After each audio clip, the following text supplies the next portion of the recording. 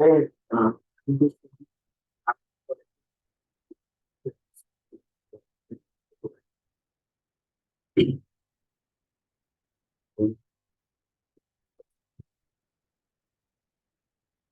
did anyone try install Hadoop on virtual box Ubuntu? Any difficulty in installation of Hadoop?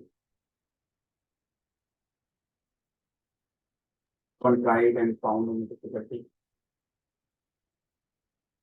Yeah, I tried facing space issues, so sorted that. Right now in progress. Okay.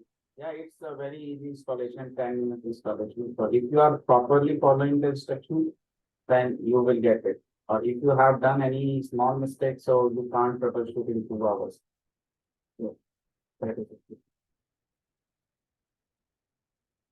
Okay, the next installation we have to see Hive. Okay, so Hive is very important tool in Hadoop ecosystem. Right after the SDFS, the Hive is the next most important tool because it's a data warehouse tool, and you can compare with the Redshift and SQL data warehouse tool in Azure and data TCP, the BigQuery.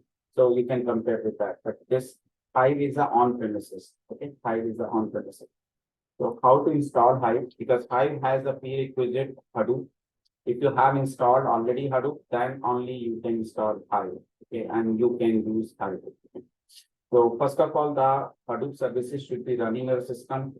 So yesterday I talked about right how to start the Hadoop service. So manually you have to start every time Hadoop service because it's our manual installation. It's not a ready-made installation, or we are not using any distribution, right? So it will not be automatically started when the system is up.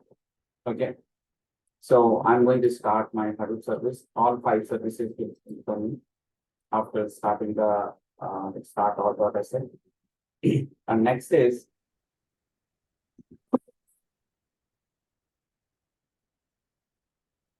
position 5 on open. I'm calling only one document which I found it that is the best one, which is always not in any trouble. So, and I suggest also people to use this remixing.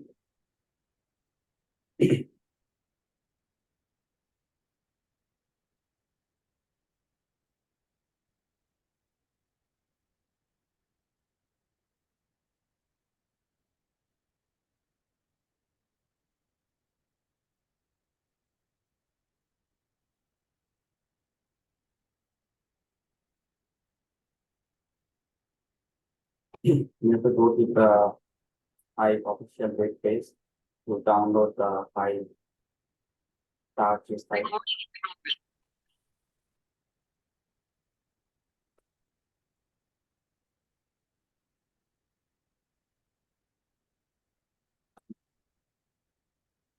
We will be going the latest version of Hive.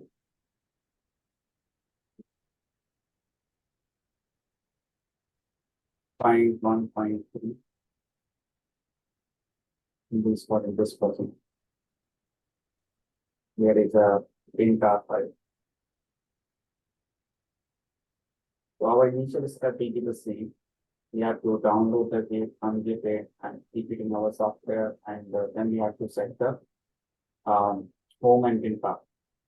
So Hive home and Hive bin path. We have to set.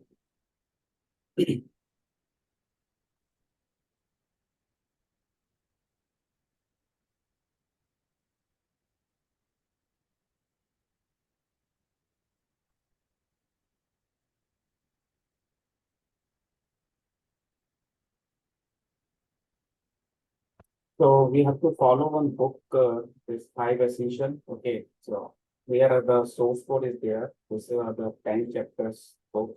Okay, and they have the SQL queries. Okay, so for practice, right, you can learn from this SQL queries, and for different chapters are there for different topics, right there.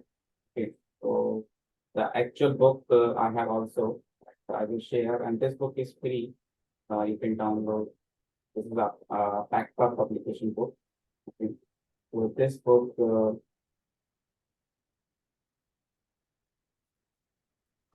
cover all different scenarios.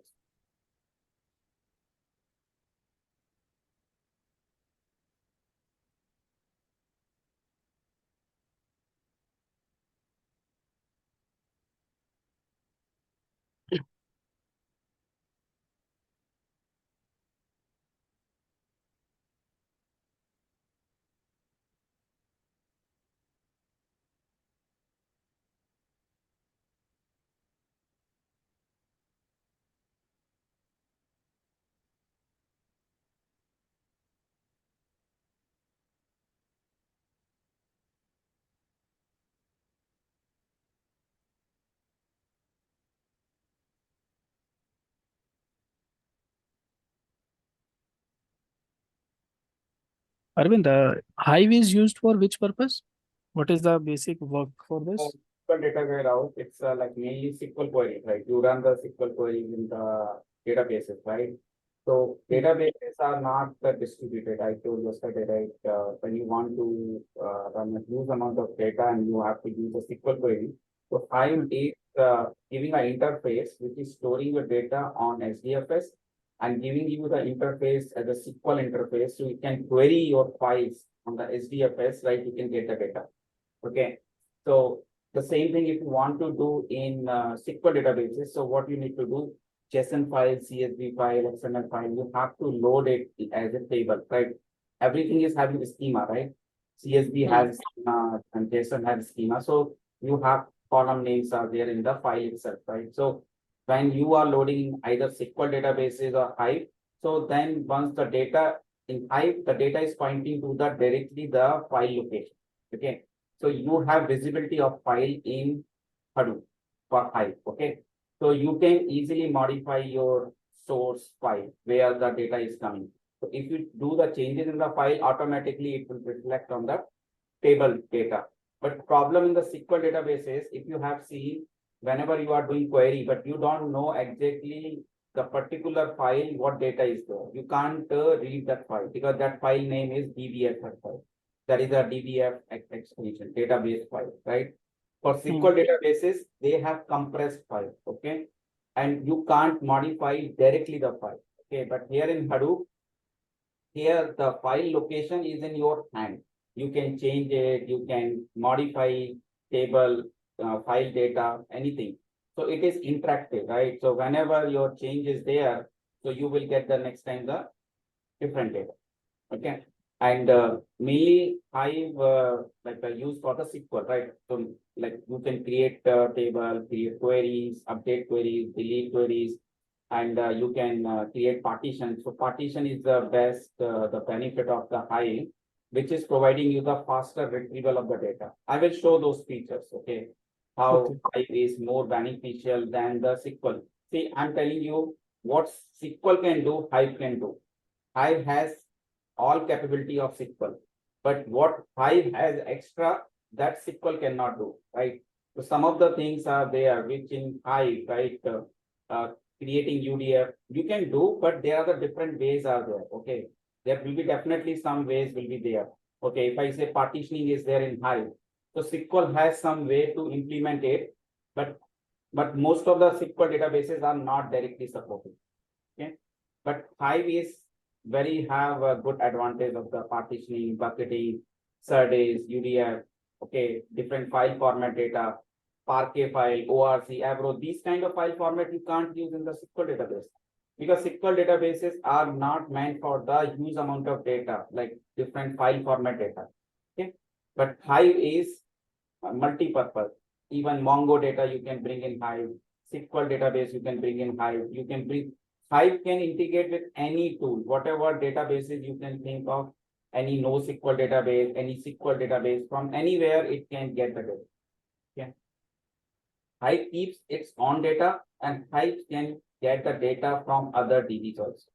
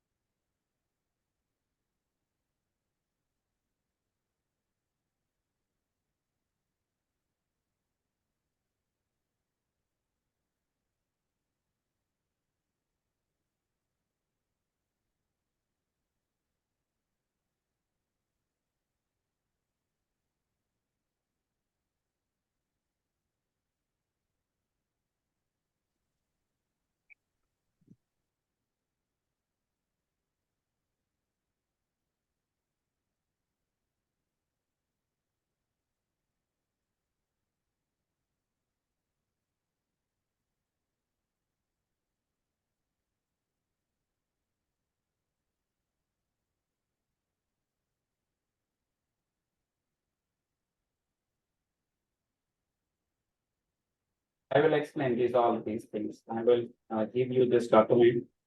I have prepared from one website, okay, this document where I have found it like most of the like, high topics, right?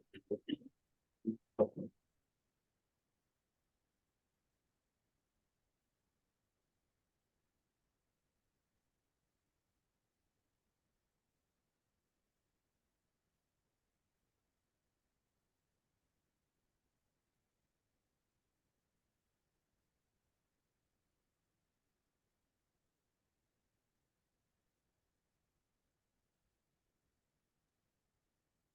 Hive is no programming, right? Completely simple. Right? If you have a very good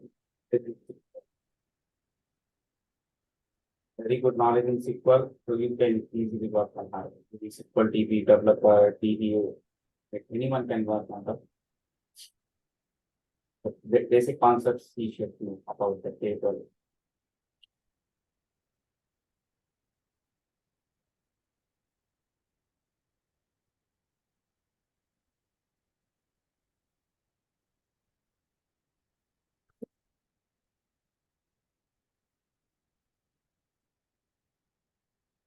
You are getting out the sound?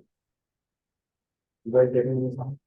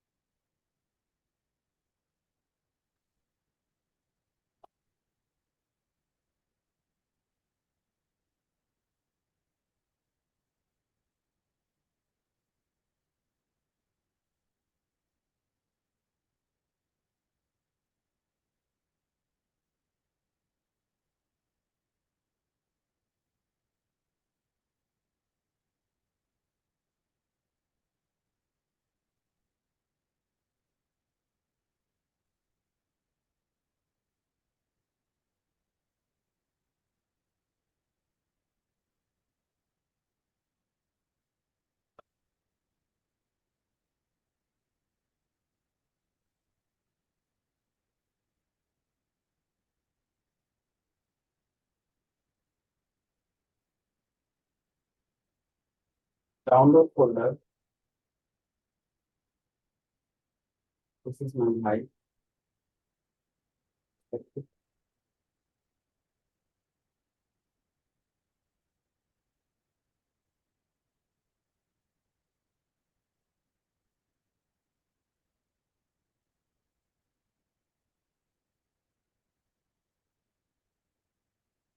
Yes,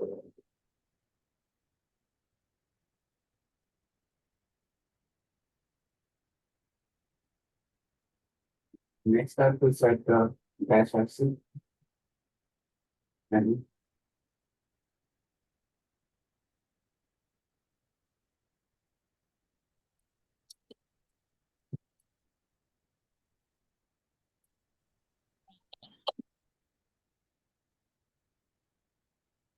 strictly I'm following the website document. Okay, so you should also know what steps I have done. Okay? I will be showing you to the business completely happen. You can use WGET also. You can directly download.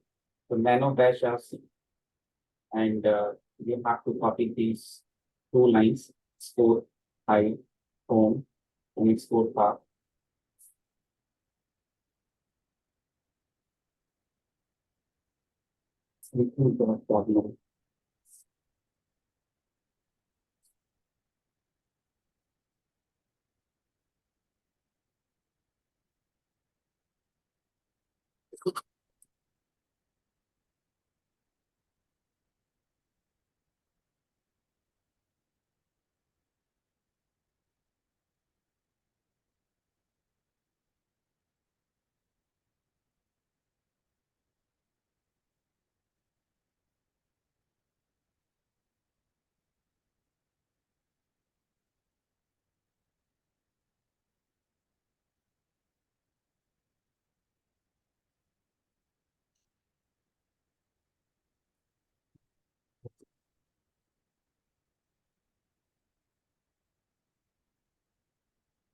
Yesterday we had Hadoop home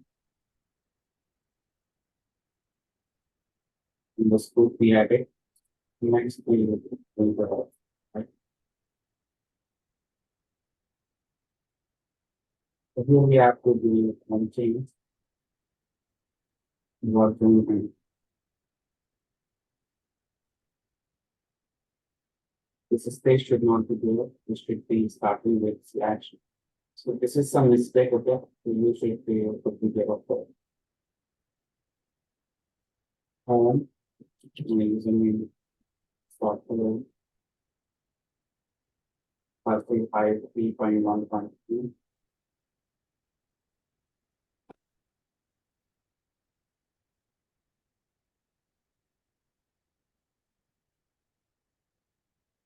First, start till this step. You have done this step.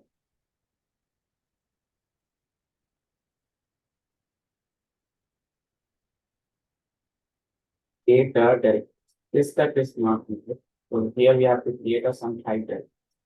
So these are the temporary directory and warehouse directory. Hive internally uses for internal table a warehouse directory. The directory location is user hive warehouse. This is a Hadoop location. So in user folder, there will be hive folder and hive folder will be warehouse. And this warehouse directory location, we will have a directory folders. So whatever table I create, that will be represented as a directory. And whatever data in the table, that will represent a file in that directory. Okay. So in this warehouse directory, one database folder will be there. After database folder, one table folder will be there. Okay. So first we need to prepare this directory. Okay. Because if I'm not preparing this directory, so my data will not be, it will be giving some issue. So I'm creating a first one emp directory. I'm running on the SDFS command.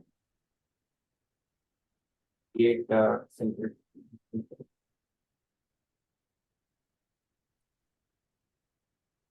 Start creating a machine learning so start Hadoop service. So Hadoop service are not started, so you will get this error. If this error is showing your 9,000 localhost connections failed because you are not able to connect the Hadoop file system. You need to start first the Hadoop services. Then only you can create a Hadoop directory. So you can create the directly on the Hadoop file system.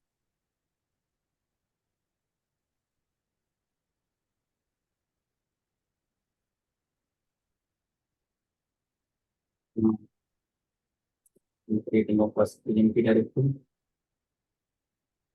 I'm creating the permission to the community.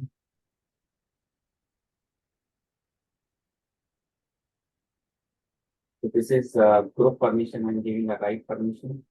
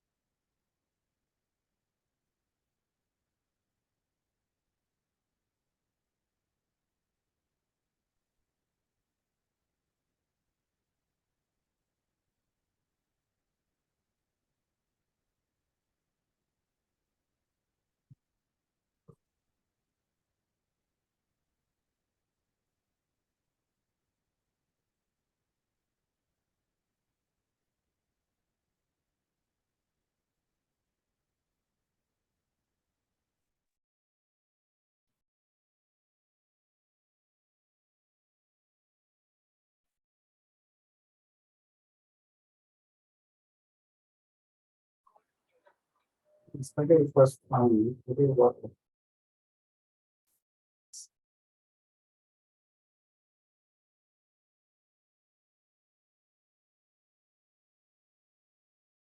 Anybody has installed Hadoop? So I can show Hive on this the approximation.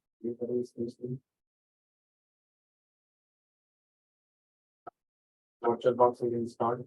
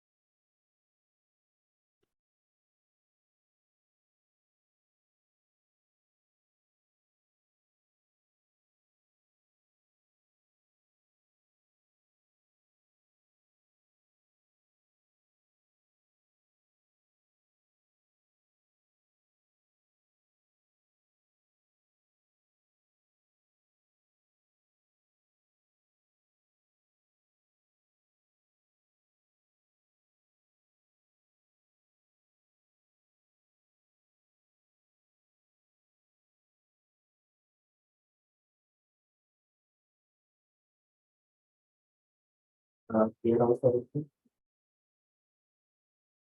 in giving the permission to here also.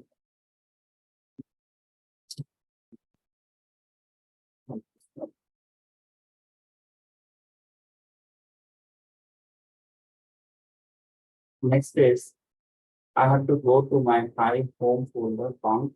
There is a Hive site.xml. So I have to rename it. So I go to the Hive. Here is a font. So the default Hive site.xml file is not there. So we have to rename it to make it Hive site.xml. Hive site.xml. And once after renaming the Hive site.xml, then we have to run this schema2 file. To copy it in the schema2.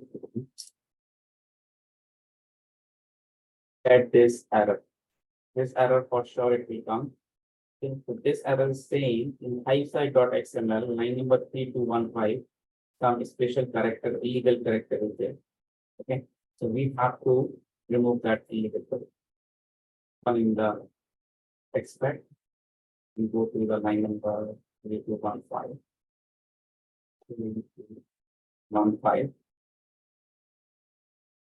This one. Here you can see this character. Remove this. Select the file. Again, in the schema token. This is initializing the mapreduce DB. I will tell about what is the mapreduce DB. Actually, Hive is having two major components. One is actual data, which is stored in the Hive table, and one is mapreduce DB. That is a separate DB which is storing only metadata, the information about the table. You know, right, in Hadoop, there is a name node and data node, right? So all data node information is there in the name node, like where is the data is located in the data node, right? In which block it is there. The same way here in the Hive, the mapreduce DB, why they kept it separately in the mapreduce DB, one more DB separately, because it will be faster retrieval of the mapreduce data, right? Okay, and that they have used for this mapreduce DB Derby. So if you see here, you are able to see the name of this small DB database name is Derby. Okay, you can use MySQL, Oracle, SQL Server, DB2. These databases also you can use as your mapreduce DB, but this is a very lightweight database, and this is given by the Hadoop Hive. Okay, so you don't need to bring your own database for this mapreduce DB. Okay, so that is the reason this mapreduce DB is a Derby. So this step is done. This is initializing your Derby database. The database name is mapreduce_DB, and this DB is initializing by this tool schema command. Okay. Once after this database is initialized, okay, after that we will be executing the Hive command. to start the Hive shell. So Hive will be giving you the shell, right? One Hive shell will be the SQL prompt, and that prompt you will be writing the queries. You will be giving the queries. You will be executing the queries on that shell. Same way like you do generally in the SQL databases. Similar way.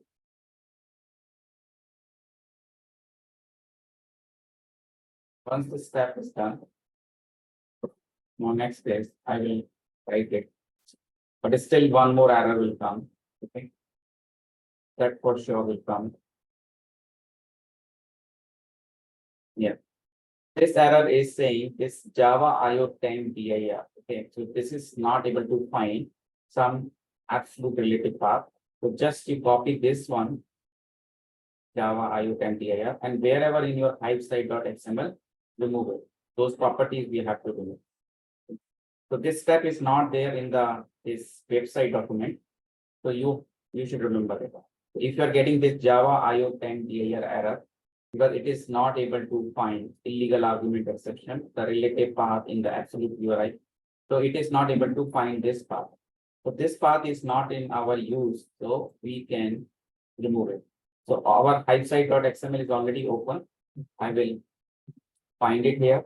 It will be a 5 locations. It is in the 5 locations. All 5 locations, you have to remove the properties where this Java IO10 dir comes. This is the one. And just carefully you remove because property is starting and property is ending. This is the one. Second one is this property starting and property ending.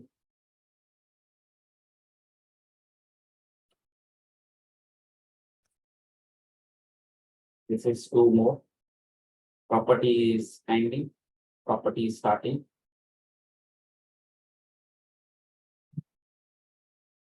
Last one. You have to do this. So property starting and property ending. And save and file. Now you type it, type command.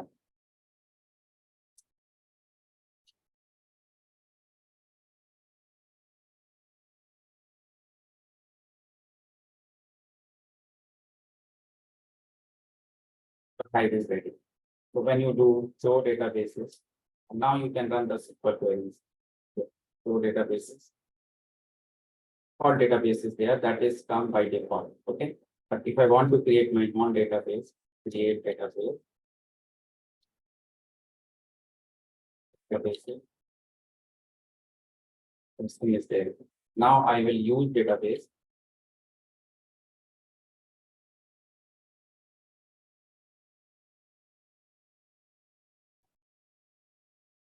Once I do, then I can do show tables. Right now there is no table. I will create tables there. So if I want to run any Hadoop command on the Hive shell, how to run? Exclamation. Okay. You can directly run on the $shell, but suppose you don't want to go to the terminal.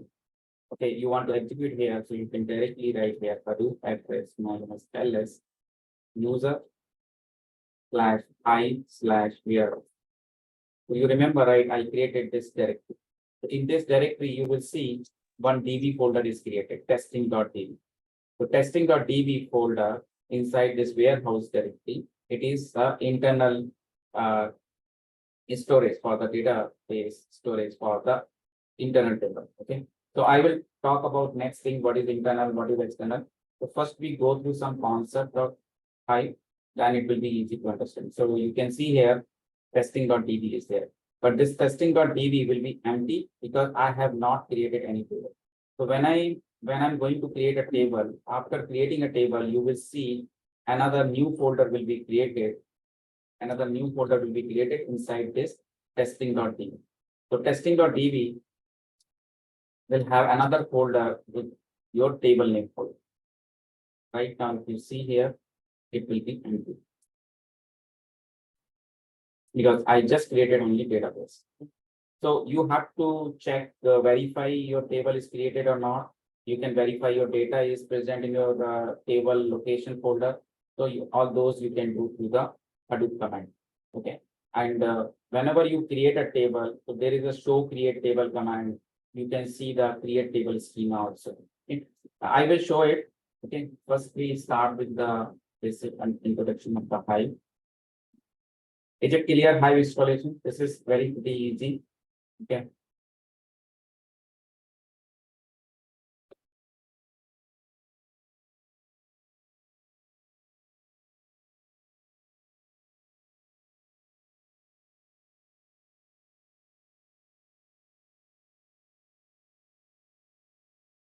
Okay. So when we are going to start the hive, right? So we say this is a part of Hadoop ecosystem component. Okay.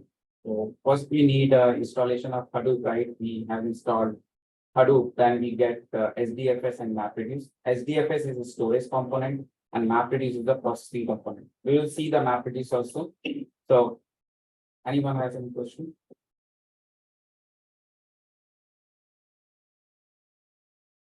So when we are talking about the Hive, so Hive is data warehouse tool and built on the top of the Hadoop file system. And it is writing the queries on the backend. Okay. So when I say MapReduce, I'm writing my on MapReduce job, right? I'm writing on Java code. Okay. But Hive is doing on behalf of you. Okay. So MapReduce job is written by the Hive. Okay. So you are not going to write complex Java code. Okay. So that you are not right.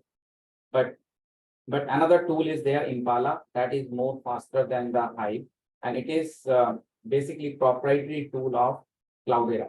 Okay, so why the Cloudera this Impala is faster, because Impala is not generating the mapping; it is directly interacting with the database.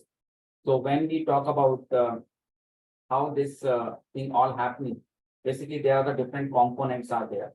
So when you give a query to the Hive, so Hive is compile the query, parse the query, then it will create basically the logical plan, physical plan, and then it will be converted into the MapReduce job.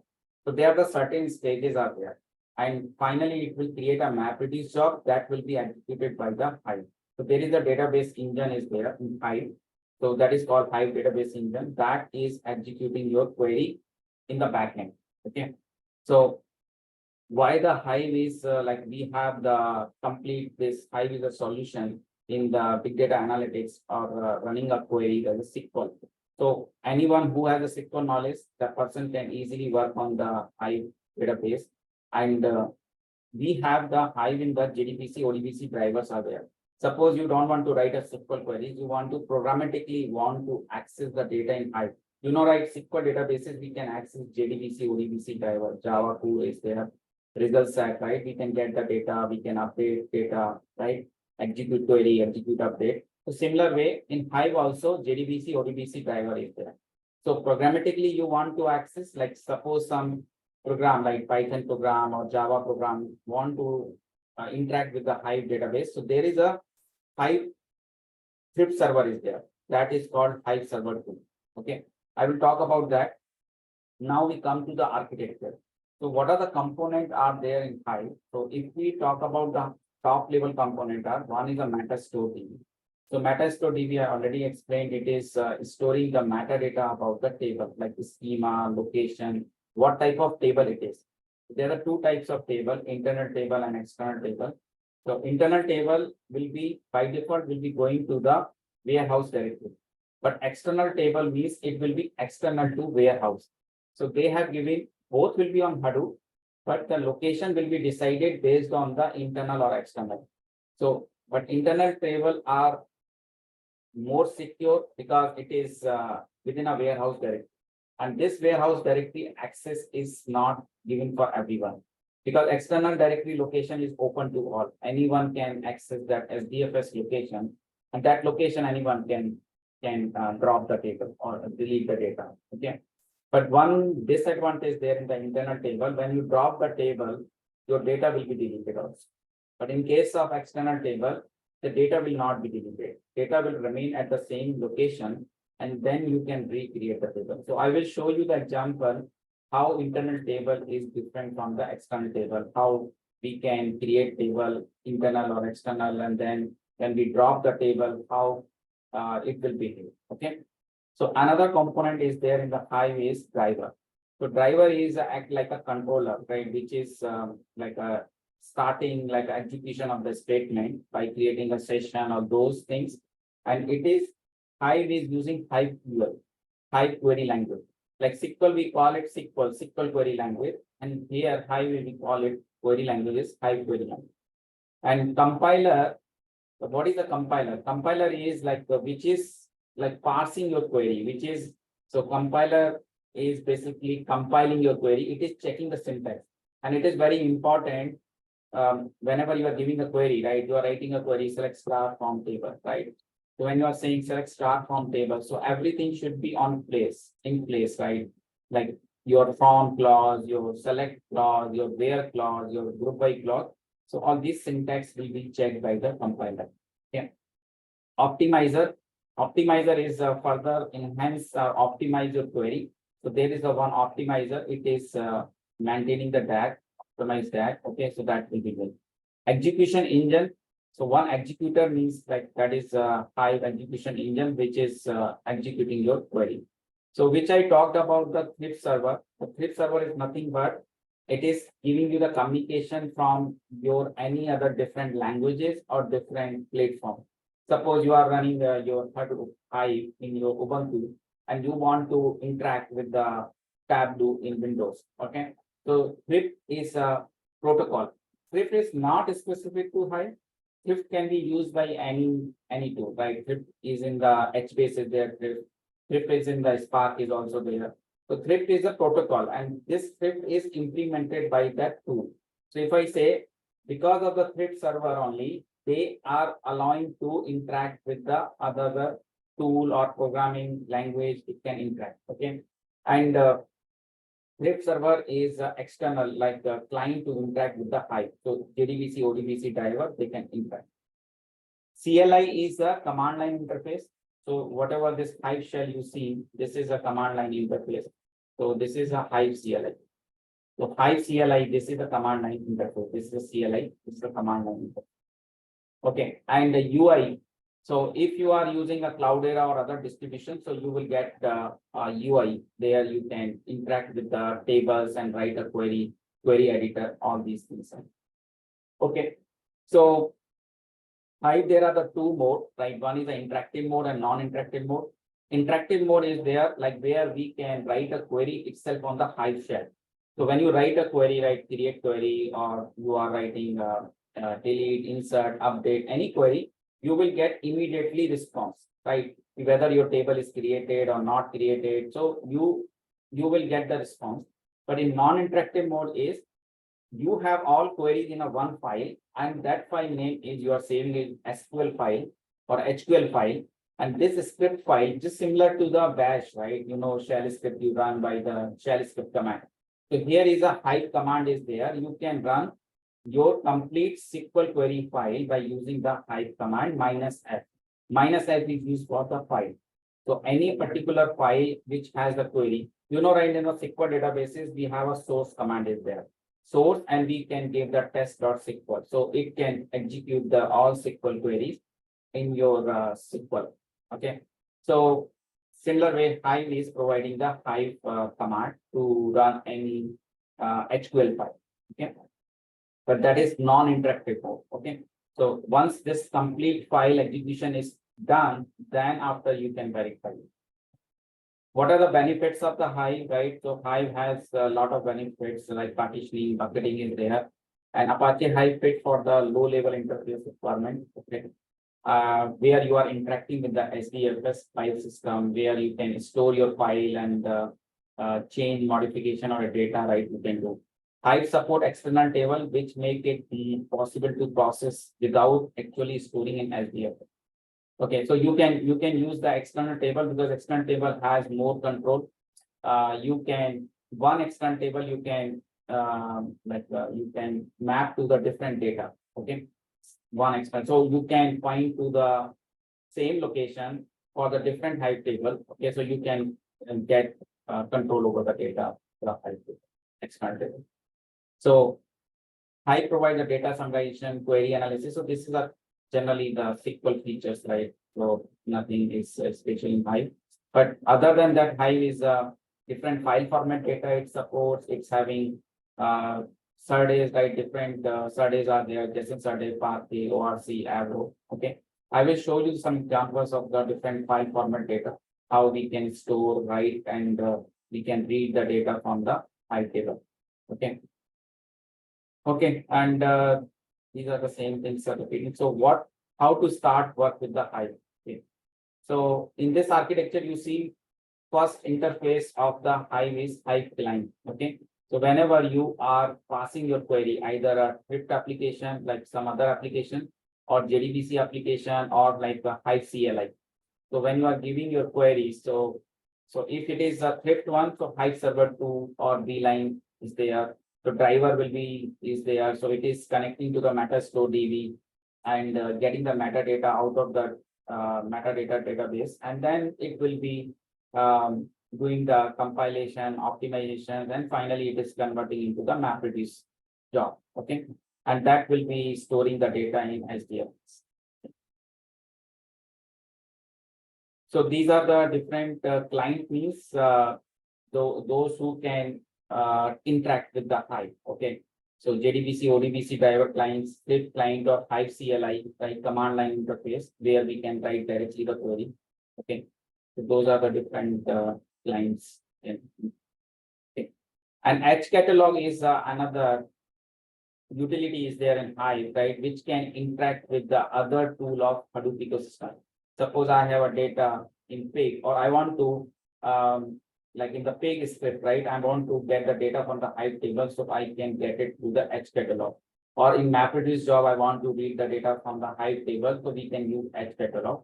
So H catalog is a utility, and one is like the REST API, like in the SDFS also curl API is there, and web SDFS API is there. So this web REST curl API commands we can directly interact with the Hive. Okay. So mostly tools nowadays providing the REST APIs, right? So that you can directly interact with that tool. HBase is also having the REST API, so we can create a table using the REST command. Okay, REST is HTTP command we can run, and then we can same thing. Whatever we can do with the CLI, we can do with that. Okay, first we start with the creating tables and those things, internal, external tables.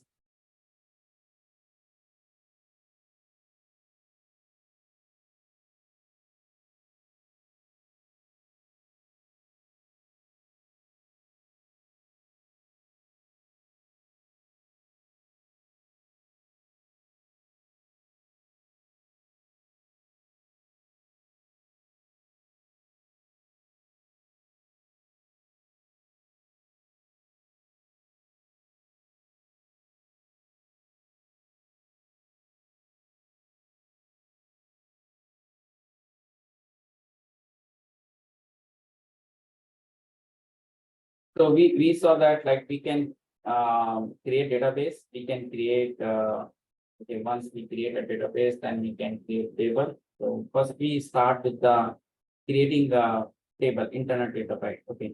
So I'm just creating a one table, which is internal table, and that will be going to the warehouse directly because I'm not using any external keyword.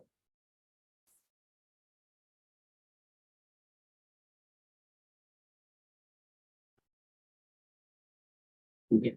If I see tables now, show tables, I can see this table is created.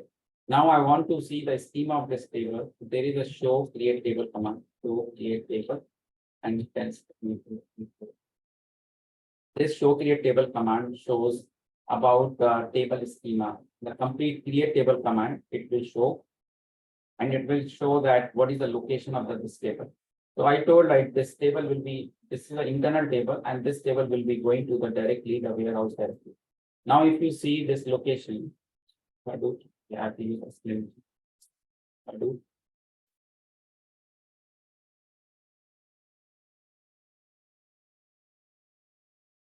Right now, there will be no data, but the table folder is created. If I see the testing.db folder, if I see testing.db, so here one folder is created with the table name. So if you see, this is the directory, and this is a test 1, 2, 3, 4.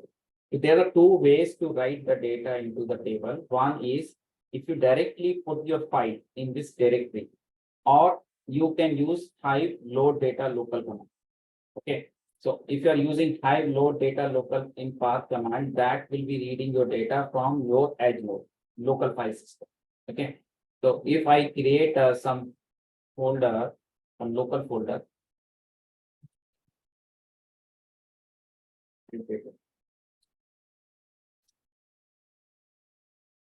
I will create a some file here. Keep it the same file. So this file is a internal.t. It's a 2-column table, right? ID and name. So I'm having a data of 2 column ID and name. And I'm giving a file name internal.t. Any name you can give. Okay, I'm writing a data. I just created a simple file.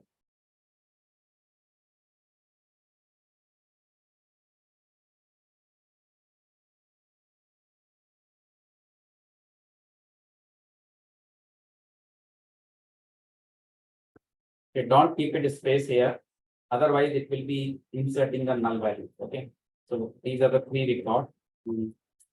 I save the data. So there are 2 ways. One is either you put it this file into this table location folder, or either you use the load data local in path command. Okay. So first I'm going to show with the load data local in path command how to get that data.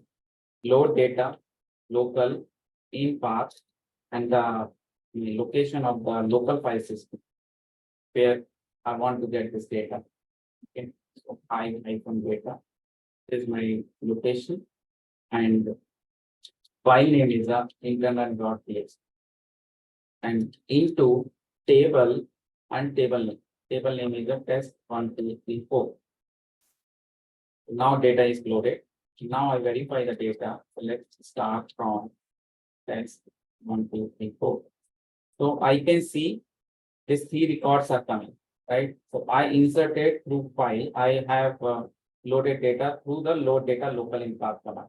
Okay. There is one more command is there, load data in path. So what is the difference in the local in path and in path?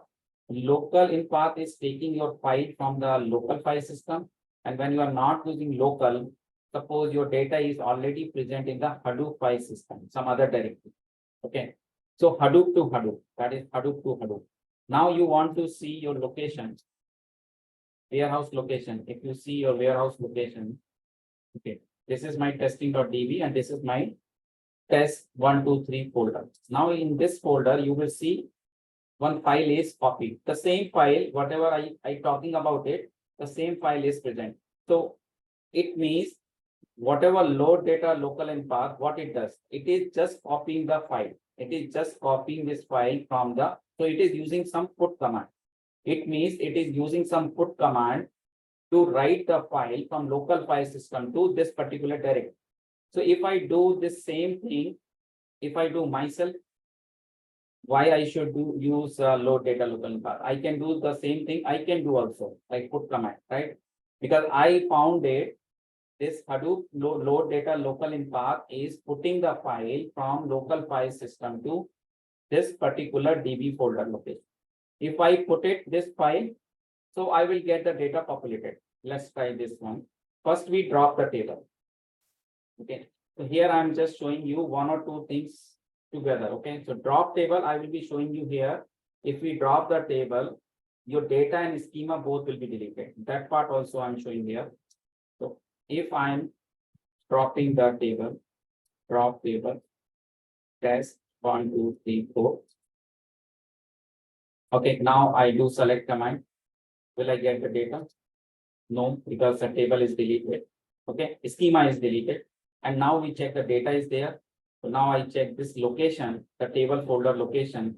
So this will be not found outside.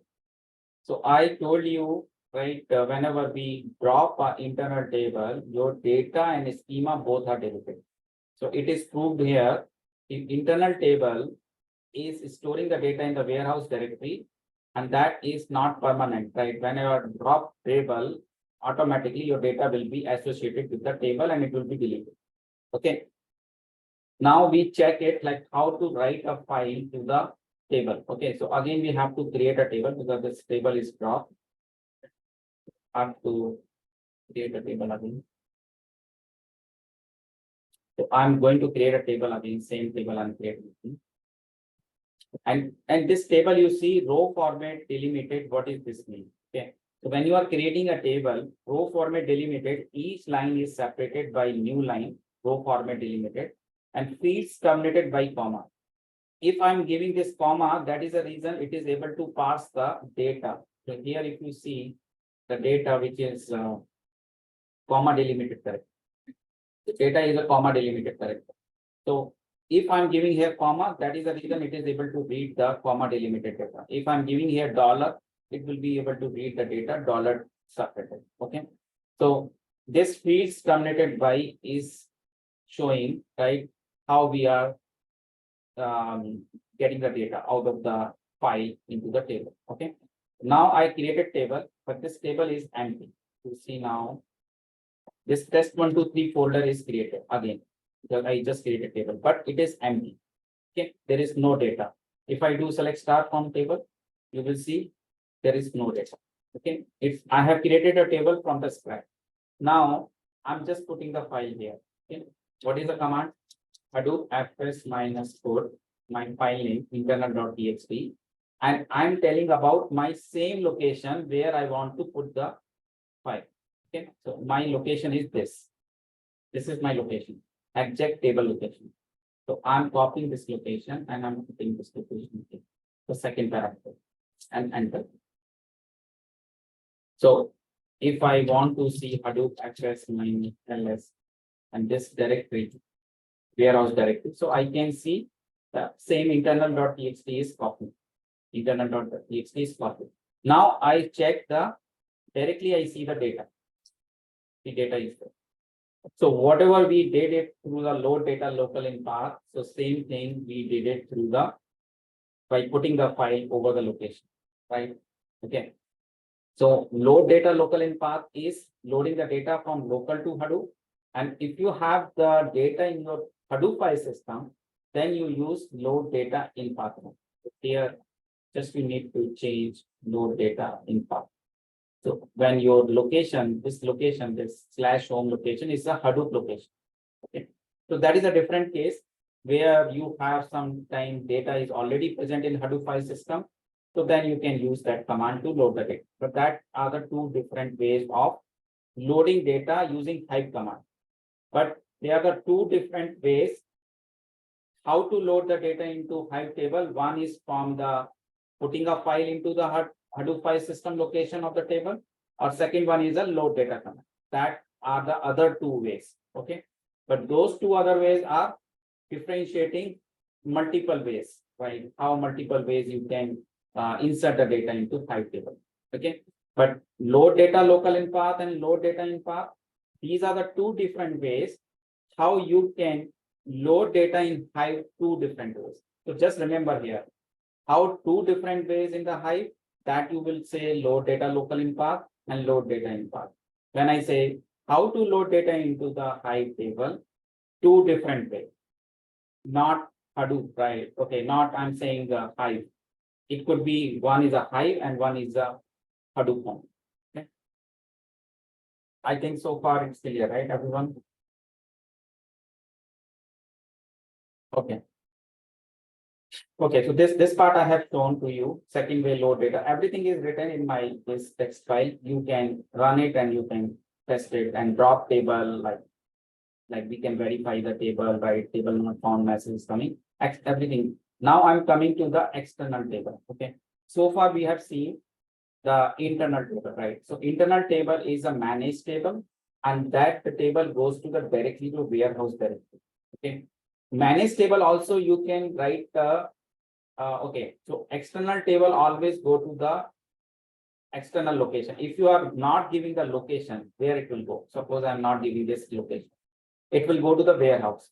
So there are two places are there. Either it will go to warehouse or it will go to the outside warehouse. Because Hadoop has two locations. One is warehouse and one is outside warehouse.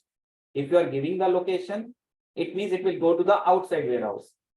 Because there is no point to give the warehouse location, because warehouse location is a default location. Even if you don't give the location here in external table, it will go to the warehouse.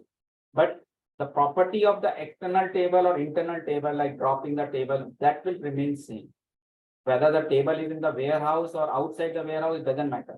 Okay. The property of external or internal will define whether your table or data both will be deleted or only table schema will be deleted, not the data. So now I'm creating an external table and I'm giving this location in my Hadoop file system. So this location is my root directory location. So I'm assuming I have this, I don't have this folder, right? I'm assuming this is not the location in my Hadoop file system. Okay. So this location, my table data will be pointing. Okay. So I'm going to create another new table, external table. And now this location will be Hadoop location. So I will search it Hadoop fs minus ls table data. As it is you give, it's a case sensitive. So table data, and then nothing you will find here, because if you see the root directory, yesterday we created so many directories, right? So this here the table data is created. So whenever you create table, it will automatically create your location. It is automatically created. You don't need to bother about it. Whatever location you give, it will create on the Hadoop files. So you should think about it, how internally it is doing, what it is doing internally. Internally, when it is creating a table, external table, so some location, whatever location you give in, it will be creating in the Hadoop file system. Okay. Or you can give the location, but remember it that if you have multiple folders are there in your location, the last folder should not present. Otherwise, it will give the error. The directory already exists. Okay. So if it is only one directory, that is fine. If it is not created before. Okay. So now I have to load the data. Load data process is same, whether the table is the internal or external. Those two different ways are there, which I told you. Hive two different ways or two different ways of putting a file or using the Hive data. So same thing we do here. Just I change the table. Okay. Load data. So first we are doing with the load data local in path internal.txt. My table name is test12. 3.4 I'm removing it. Same file I'm loading because the schema is same. Now I see the table. Select star on table. So here is a 1, 2. Okay. Now we verify the Hadoop location here. Same thing is happening here also. Internal.txt is putting, right? So whatever this Hive is using, doing load data local in path and loading the data in Hive table, same we can do with the put command to Hive create folder to store data, right? Hive folder. What's your question about this? So Hive external table folder is similar to. So basically, Scoop is also doing the same thing, right? Like it is actually bringing data. Target DIR they are giving a target DIR. So Correct. target DIR location, but there is when you are using Scoop with Hive, like yesterday we didn't do that part. Like when we are creating Hive table, so then you have to decide whether you want to create a table in the warehouse or external. Okay. But normally Scoop import command, just you are writing data into Hadoop file system. So it will Right. create a directory. Similar way, like it will automatically create, right? You don't need to worry. Right. So the question is, external Hive external table is similar to Scoop folder, right? What Scoop is Hive doing? external table, both are different things, right? Scoop is importing, exporting data, putting the file, right? Okay, but Hive is not only but Hive two things are there. Creating a table like a structure you have to create. Okay. This Yeah. structure is mapped to some file, and then you have to put that file in some location. So data will be populated in your table, right? Because Right. Hive is providing an interface for your file to read data. But Scoop is just loading data. That's it. Job is ingestion of the data. So I told Right. you, I told like Scoop is an ingestion tool, just importing, exporting data. Yeah. Its job doesn't do anything more than that. But Hive is doing two processes. Like once the table is created, it will give you the folder, like where you have to put your data. If you don't know that folder, right, where to write data, so just use Hive load data local path command. So it will do it. based on whatever folder it has. Okay. But if you know the location, you can find the location, show create table, right? So you can come to, okay, this is the location of the table. You can directly put. It is Right. up to you. Yeah, yeah. So when I say here the table data, so here you are getting the data. Now, if I dropping the table, again, I'm going to show you the dropping table feature, okay? Because I'm showing you loading data as well as dropping data also, so that you can see external table. When you drop table, you will see the data will be remain there, okay? I will show you that. So I'm going to drop table same way, drop table, and I say test 1K. This is my table. Now table is dropped. If I see the select table not found, okay, data is there, but you cannot see the data in the table here because table structure is gone. If table structure is not gone, even the data is present, it is no use, right? For your table, it is no use because table structure is gone, right? And here you should see data is still in the same location. Data is not gone. Data is present. Okay, so your data is safe. So most of the times, like external tables are preferred, right? Because accidentally if someone has delete schema. So schema is like recreate, right? You can know the column field, you can recreate a table, right? Creating a table is not a problem, but creating a data is a bigger problem. Suppose this data is a 100,000 records are there, and if you have used internal table and drop the data and the schema both, how can you bring that data? That's a big problem, right? Data is the big, right? Data we cannot produce, right? Okay, and we cannot prepare, right? So external table is more safer here, right? Because it is even accidentally, if you remove the, if you delete the table, if you drop the table, your data will remain there. So again, if I go and create a table, so I will reassociate my data. I will reassociate my data. So I just copy this command. I run it again. If I run it again, I will see my select star from table will give me the data. So I don't need to load again because already data is on the same place. Again, it is making it association. This is kind of deassociation, association. Dropping the table in external table, dropping external table is making it deassociation, right? Your data will be detached from the table, okay? And when you recreate a table and giving the same location, the data will become associated again, and you are able to see your data, right? So this is proving like in case of external table, if you drop table, your data will be remain there, okay? The another thing is we have to test like hive external table, it is doing the same thing, like it is writing the data by using the load data. I can do directly using the put command. I can put the data in this location, I will get it. If I drop it, table, drop table, that's wrong. Okay, and here also I'm removing the crop. So I'm doing the cleanup, right? So here, because manually I have to remove the data if I want to, don't want to use this data. So Hadoop access means enough. I want to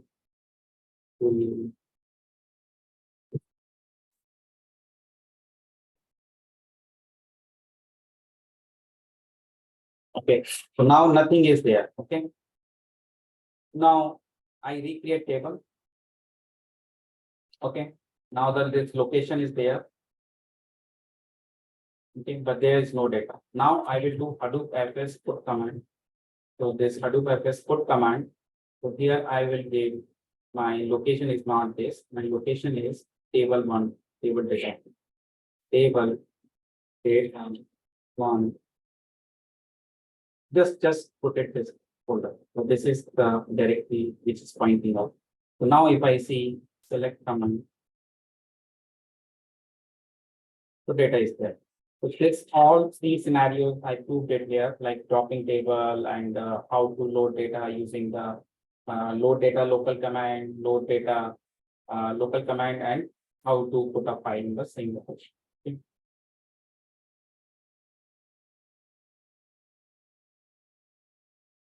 Okay, so this thing is done. Next thing is this is all second way on this one, create external tables.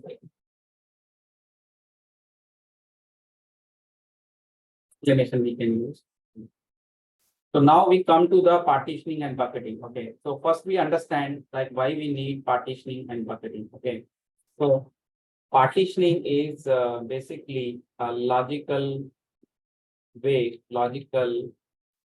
to divide your data into multiple groups or chunks, you can say. So when you query your table, when you query where clause, right? Where clause, when query where clause, you will get data directly from your partition column. Okay. So some partition column I should define. Okay. I say one EMP table is there. I have an EMP ID, name, and city. And very simple table I'm taking. I say ID 1 and some X in the test is a city. For 2 in the Y and I say test 1 city, the T, and test city. So I see here the 2 person are the test city and 1 is the test 1. Okay. So if why we need a partitioning first, right? That we understand why we go for partitioning, why we are not using the normal table. Okay. Because if I do my query, select star from EMP where city equal to test 1. So it will definitely give you the result, right? We know, right? In the normal query we run, it will give me the result. But when I'm talking about the data is millions or like 100,000s of records are there, and around 30 cities are there. Okay. So you think like it will be checking each row? Definitely it has to check each row with the city column. It has to check, right? Otherwise, how can it identify this particular record is a part of the this city or this city, right?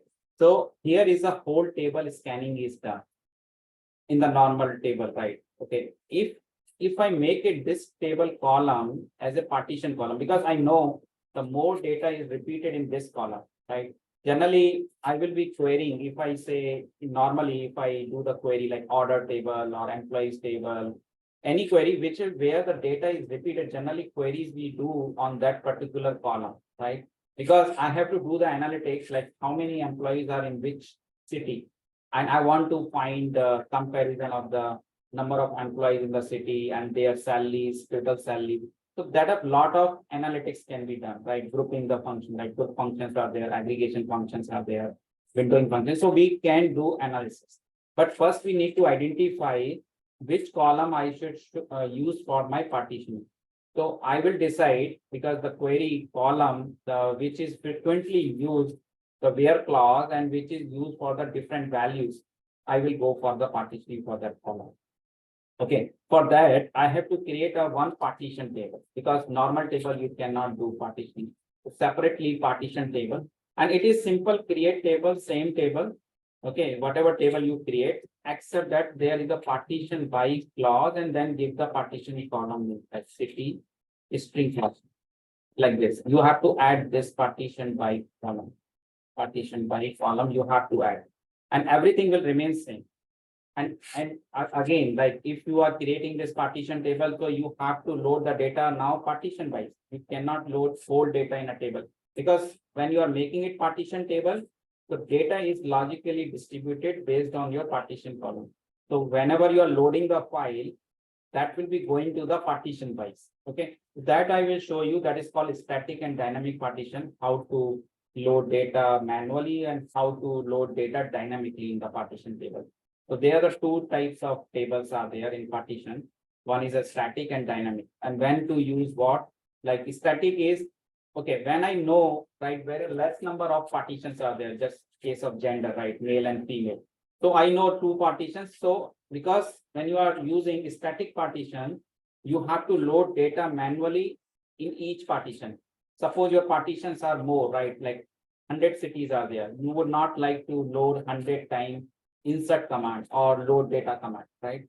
So for that, you will use dynamic partition. So dynamic partition is automatically take the data from the source table to your partition table. Automatically, it will create partition. Like 100 are there, 100 partitions. So you don't need to load manually. Okay. So now I come to how to use this partition.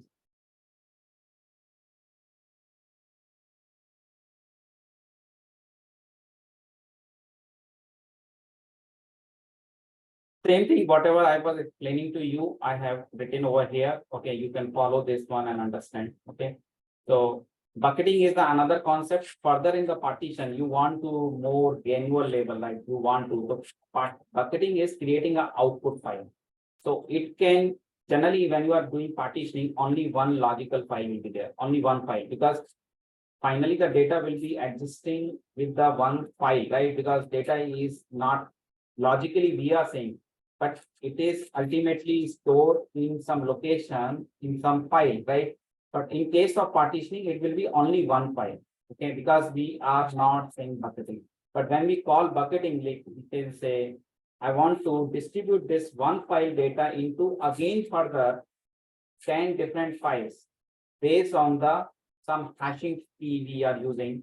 So I will tell about the partition we are using the column city, but suppose I say, if I want to modify this query and say, I want to find the city and particular ID I want to get the record. I say and ID equal to 2. So if I say this one, so this record will be found in a one partition only. Okay, if I have implemented only partition. But suppose if I say, if I have implemented bucketing also, here I say into number of bucket. Okay, so if I specify this number of bucket 2, okay, and I have defined one clustered by key also, clustered by key, and then I will be defined clustered by key is the ID. It should be a unique column. Okay, partition column should be a repeated data column, but clustered by key, that is bucketing column, bucketed column, that should be unique column. So when I say ID is the key, and this column clustered by column you are using, so that will be adding the bucketing also within partition. So your one, so how many files will be there within a one partition? Suppose I say one partition has the 2 record, 1x test and 2g test, 3g test. And this one will again into 2 buckets, one record in the each file. It is equally distributed. So when you are querying your ID, it will know, right, in which bucket it has to find, because it is using some hash key value. It will generate for this ID and get the particular bucket. So suppose if I say one partition of 100 record, one file, or if I say 100 record, 10 files, 10 files means 10 buckets, 10 buckets, and each bucket has record based on hash value of ID. Okay, whatever the cluster by key uses. So which one will be more faster? If I say, if I'm just only working till partition, that is fine. It doesn't matter. Okay, because I have to get the partition, whole partition data, 100 record. So if I'm just talking about only partition, so this 100 record, it doesn't matter, right? It is in one file or 10 files, it doesn't matter. But when I say I have to get the data, if I want to just get the data, only city equal to test or test one, any partition data. So this thing is fine. This is fine. Partition one is fine, because whether it comes from the one file 100 record or 10 files 100 record. Okay. So it is one file is fine. In that case, one file is fine for me. But when I say I want to get like particular ID in this test partition, okay. So if I come to know quickly my bucket, right? If in this particular, I will not search other 9 buckets. Maybe the reason, right? The first bucket you will get your record. Maybe 10th bucket you get your record. You don't know, because the hash value will decide in which bucket it will go. So based on the hash value of this ID, the unique ID, this ID value, it will find the hash value and then find the bucket. So it is making it more faster, right? In the partition, you are searching your ID value, it will become more faster. Bucket is like a sub partition. See, bucket, I cannot say it's a logical division. Bucket is a physical division. I cannot say it's a sub partition, right? Sub partition is a different thing. Sub partition means if I say country and city comes together. Okay, if I say country and country has the city data. So country is the one partition, city is another partition within country. You cannot have a city within country or country within city. So city will be within country, right? So if I say USA is the one country, so one partition will be named like country equal to USA, and then I say city equal to Atlanta. This is the one city. Another partition can be there for the same country. Okay, I say city is Sunny. So different city data is there. If again I want to just say country India and Delhi is the city. So now this is called subpartition. So here you cannot say bucket is a subpartition. So city Delhi. So here is a subpartition partition concept is there, like nested partition we can say. It could be a 1 level, 2 level, 3 level, up to any level you can make it. But your query will become more like it will be taking time more, right? Because when you are doing more where clause field, right? So it will be more, it will not be giving the result so faster. Okay. So, but you cannot make it bucket on this column, right? If you say partition, I make it this column and bucket, I can no. Bucket column should be always a unique ID value because it is calculating the hash value. And generally the bucket we use the unique ID value, generally order ID, customer ID, like that columns. Okay, that has the unique value in the table. Okay, and partition column we use the repeated data. Okay, so partition subpartition concepts you understood. This is nested partition. What we're calling about the subpartition. Okay. Okay, let's start with the partition first, how to create a static and dynamic, because static and dynamic, they are the two types of partition. So when you are sure, right, the partitions could be very less, go for static. Even dynamic also you can go. Dynamic is replacement of the static. Okay, so even if you don't want to use static to dynamic, you can use always. But I'm saying, but static is not a solution for the dynamic. Okay, but dynamic is a solution for the static. So if you want to do static, okay, so here I'm just going to very simple example. Here are the three fields are there. And one more thing is whatever partition column you choose, that column should not be in the table. That's a one mandatory thing, because you already saying this partition column section. So I don't need to keep it in the table itself, right? Because logically it is given here. So total number of columns should be in the table 4 only, 1, 2, 3, and 4. But in the period table command, it should not be the part of the table. Okay, that you should remember. If you make it here also, it will not be a problem, but it will be no use because it is separately mentioned here. So how to create a partition table? When you are creating a create table syntax, just add the partition by and partition column. So here I'm creating a 2 file. I'm saying, okay, section A and section B. So I have a data, student name, student father name, and percentage. Okay. So these 2 files, I'm assuming this file is just for section A and this file was a section B. So suppose I say, I don't want to load the data from the file because suppose I have a different cities. So I don't have the multiple cities data in the file. So I can use table. And one table has for all different section data. So same thing which I'm having a different file, I can make it one source table which has 4 columns. So one source table I will create. I will show you how to source table look like this. This is the case. So this source table, the part of the column of the table. Now the part of the column is the part of the table because this is a source table. And from this table, I will load the data into my partition table. So 2 ways I will be going to show. Understand. First is same static partition I'm going to show in 2 ways. One is loading the data from the file, individual file, and one is loading the data from the source table. Okay. But source table, one extra step is there. You have to create a one extra source table that has the section.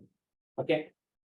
So if you don't have the file, right, mostly the cases like when you have a small data for the number of partition column, you generally not have file.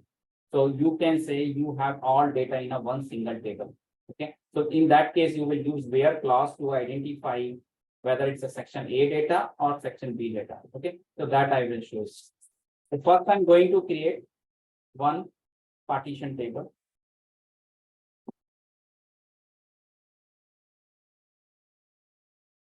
If you understood this practically, you can easily explain theoretically also, like how we can use partitions, how it is beneficial, and how we can load data into partitions. So syntax wise also you can explain very well.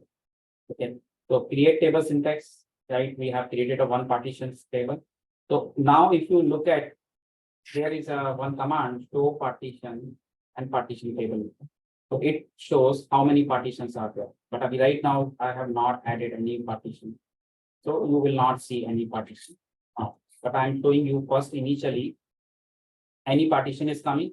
No, because still I created partition table, but partitions is not added yet, right? So partition will be added when you load the data into different partition like section A, section B. Then you will see here, section A will be one partition and section 2 will be two partitions. Okay. So next is I'm creating a two files. Okay. Section A and section B.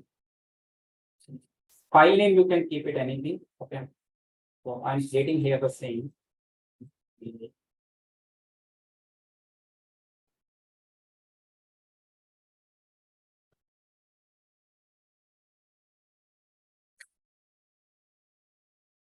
Section underscore A. This is the one file. Ask down, just remember that you should not remember line code. Just DD. DD will remove the row into VAX. And W2. I have created one file. Same way I will create section B.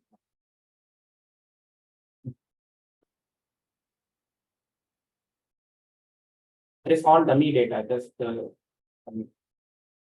DD. W2. So I have two files ready. So first thing, what I did, I created an external table. I prepared the data. Now next step is to load the data into partition table. How to load? So load data command, you know, everything is same till here. X. You have to add the partition clause and give the partition value manually. This is hard-coded value. Okay. So you are saying section equal to A and section equal to B. So B file add in the section A, and A file you add in the section A, and B file you add in the section B. Okay. But I have to change the location because this one I have changed, right? So I will not add this section A. Otherwise, it will say not found. Data. Section B. So first I am loading the section A data. So whatever you give this A hard coded, your partition value will be this. Okay. So in the table, the value is going for section A or B. Okay. So now this command I'm running, load data command. Okay, this is not a student table. I have to change the table name. Student 1, 2. I have to change table name, student 1. Okay, it is very quick. Why the data is loaded so fast? Because Hive is not doing any data validation. Yesterday I told about schema on read and schema on write. So Hive is schema on read. It is validating the data at the time of reading the table, not at the time of writing data. It will dump it data. It will not check whether your data type or what value, nothing it checks. But in the SQL DB, it is a schema on write. It checks validation, it do the validation. That's the reason SQL DB, when you are doing insert into command, right, writing data into table, it takes more time. Okay? But here it's very fast. Now, second one is I have to change for load data section B.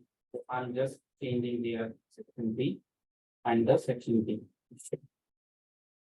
Because I'm making it sync, right? What my file and what my partition column value. Okay, now I will query select star from student 1 to. If I want to see whole data, I can see, but there is no use of partition here because I'm doing all the data. All the data, there is no use of partition, right? Partition use it like when you are going to specific partition, right? Then you say section equal to A. Now this data is not scanned in the whole table. Now you will see this data will come quick. This is I'm showing for less data, right? Just two to record. But when you are doing millions record or it has already prepared partition. So can I say, right, if I'm asking to you, can you draw something? You will take time. If you have already drawn something, you can show me which one will be fast. If you have drawn already and you say, okay, I am ready with this. Okay, you can give it to me. That will be too quick. Okay, so you are not drawing from the scratch and then after half an hour you're saying, okay, I have completed now. So you are giving me a result quick. So that's the same thing which is happening. If you just changing here, another one, you are getting data. This is just I'm showing for two records. But ultimate difference you will see when you have large. So I'm not doing on the practice on that, but you can try and you can see the difference. That will show for sure it will come because partition meaning is taking the data directly from the partition. You don't need to scan table. No need to scan the whole table because already you prepared the partition. While creating a table, loading the data into table, that time only you prepared your partitions and make it ready. Okay. And there is a, like suppose you say, okay, I have done only two partitions, but later I got a C section or D section. So you have to have a feature alter table at partition, drop table at partition. Lot many features are there. You can do partition management. That is called partition management. Like you can add partition, remove partition, rename partition, copy the partition from one table to another table, right? So those are comes in the partition management. Now I see show partition. So you will see here two partitions are found. And how the partition folder is look like? The partition folder look like section equal to A. Now if I want to see this location and this is the internal table. I have not given any external keyword. So this table is internal, right? So definitely it will be going to the warehouse. Hadoop access and warehouse. Even I can find from the co-create table. Testing.db and slash what is my table name. So first is a student 1, 2. This is the way of going to the particular table and partition folder you want to see. Because student 1, 2 you will see two folders. Section A, section B. Okay, if you don't know, right, what will be the naming convention of the partition folder. So you can see section equal to A. Now, if I see here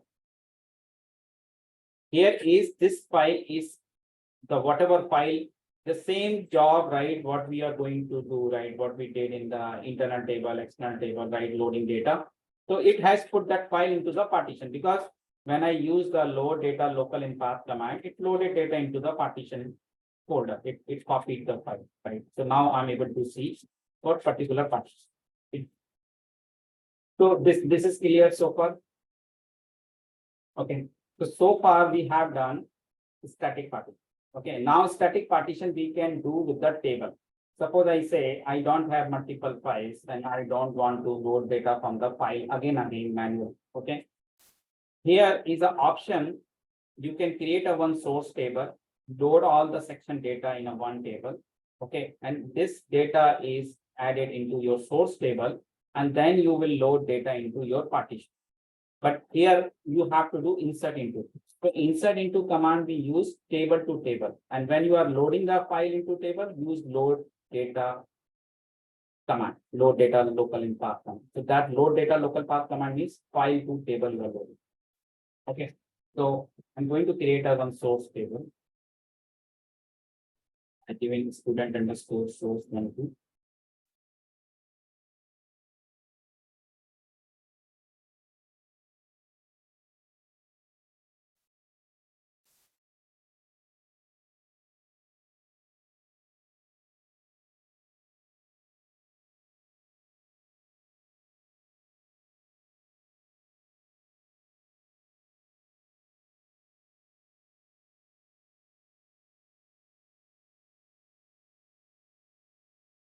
size.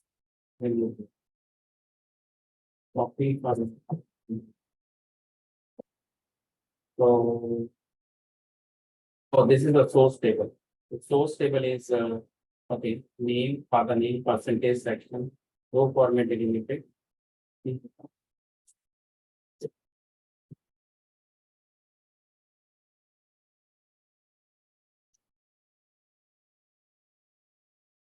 Sometimes this single quote comma, this will be giving you a problem. Okay, when you're talking.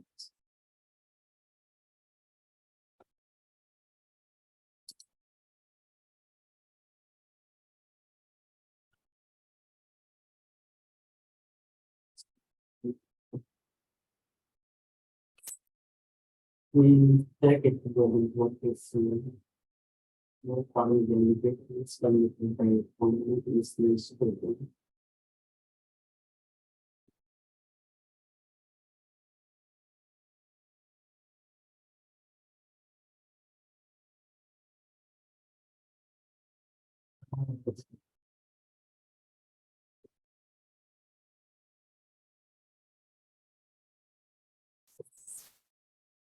How about this one is perfectly fine. We will modify this. This way we are not able to leave a let's try this way. So I just make it student 1 to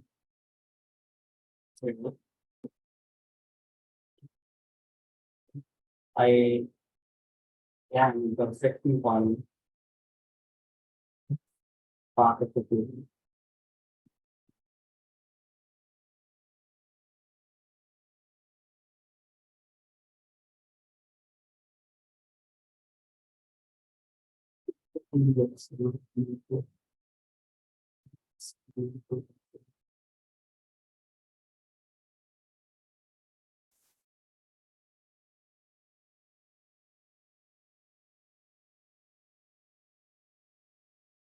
This one is great. Okay, so this is a source table. Okay, so I have to create a some source table. So I say vi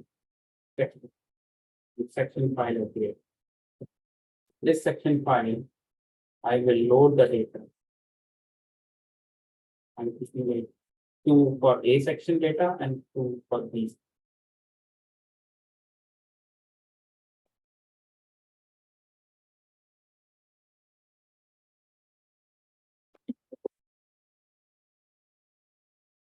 For the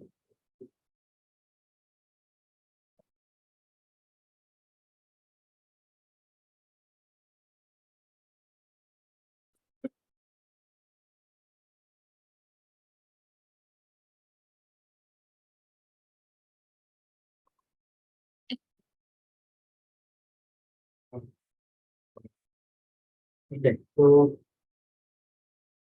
to load data local in path command. Here is the file, the section file. So I didn't give any explanation. I data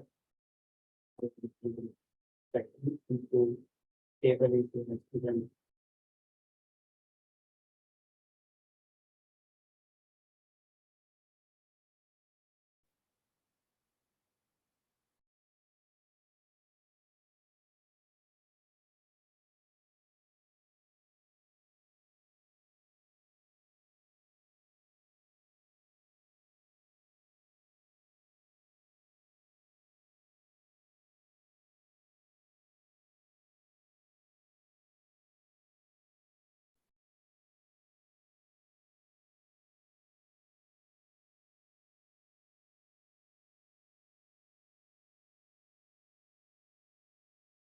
And this will be the same. Only thing is we are making it easier way of like productivity is making more right. It- that rather than loading data one by one. Okay. First, I will get all the four record with the section. And remember, this section you keep it the last one. Okay, section always you keep it last. Whatever column you want to make it your partition column, don't keep it in the middle or degree. You should keep it of the last column. Okay. I will tell you why it is last column is needed because when we are inserting data, we make sure our column is the last column. Partition column should be the last one. Okay, so this part is great. Okay, now another one, another partition table I'm creating. I'm not mixing with the another one. So I'm just student 1, 2.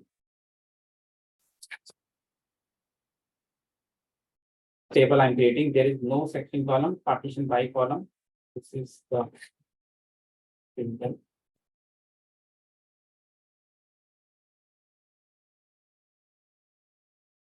Now insert into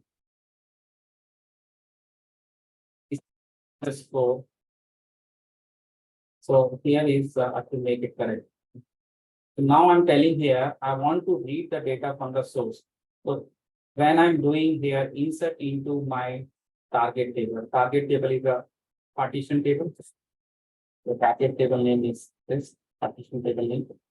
For which partition? I'm doing here the two load command are there. So load command will not be reduced. Only thing is you are reducing here. You are not loading. You are not preparing the 1 by 1 file. Here, everything you are getting from the same table. Okay. You have to do the where clause to identify which section you want to get the data. Okay. So which section you want to get the data, just put in the where clause and write the data into partition table with that same section. So it is static. It is static. Static means hard coded and it's a default partition.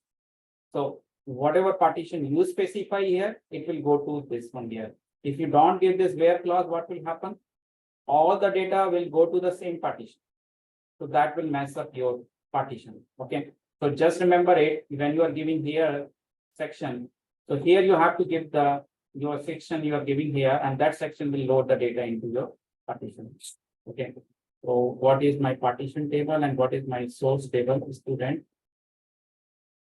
Student 1, 2 source, student 1, 2 source, and student 1, 2 partition. So just our table name should be correct. Here is no location by I'm giving, okay, because I'm just dealing with the table to table, right? So I have already loaded data into source. I have to load data from source to target. So this two table name should be correct. Student 1, 2 underscore source, student 1, 2 underscore. Now I'm running this insert query. But static partition one overhead is there. As many as number of partitions are there, you have to run insert into or load data local path command. You have to run. So if 100 partitions, you are making it static. So you can think of like 100 times you have to load either from the file or table. So in that scenario, you should go always dynamic. So dynamic when 100% you are sure, right? Okay, you have city, country, state, like those kind of partitions. Okay, or date partitions, right? Every day data is coming. So you don't want to create manually partition. Okay, so it will automatically distribute it.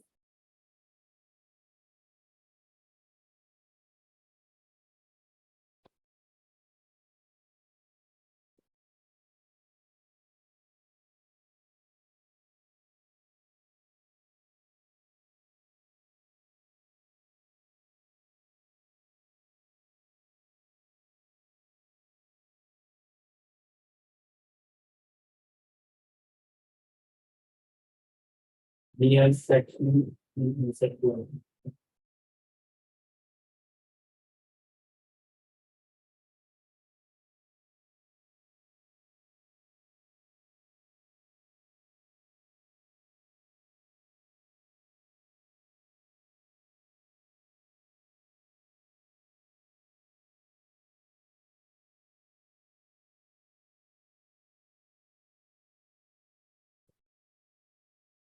looking for a corrected input for expecting.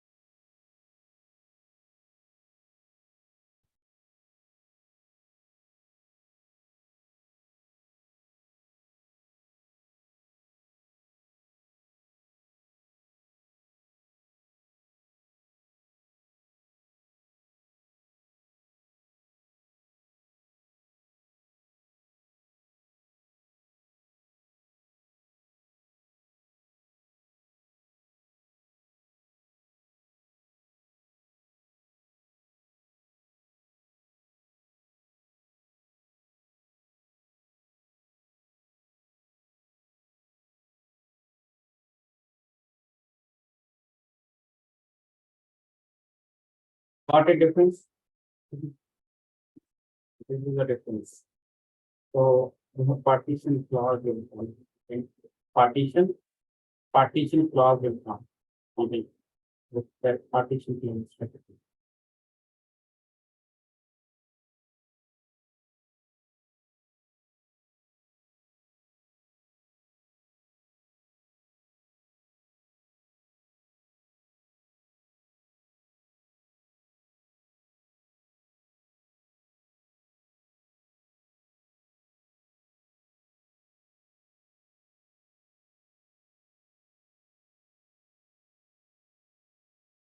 Okay, so this will run a mapreduce job because it will be.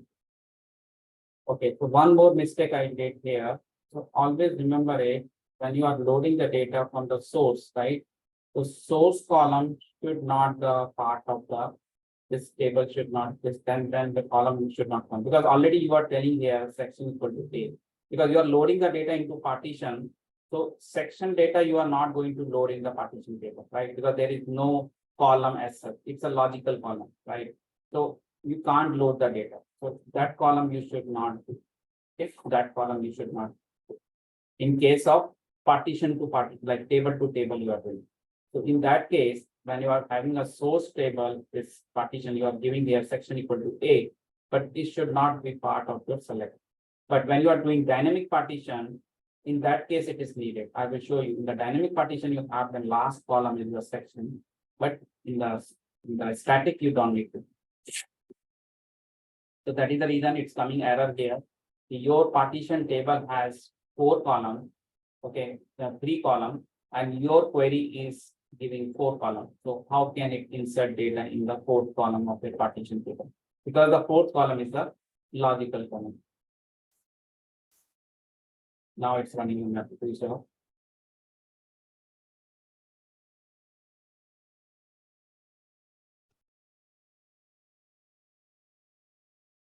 One or two times you create a scenario, practice it, then you can understand, right? You can quickly do this partitioning things. This is a very small part, but understanding is important, right? How to do static, how to do dynamic. So dynamic, one more thing is there. We have to do some dynamic partition configuration property. I will show you. I will try dynamic partition without setting those property, what error I will get. Now I'm going to change another partition.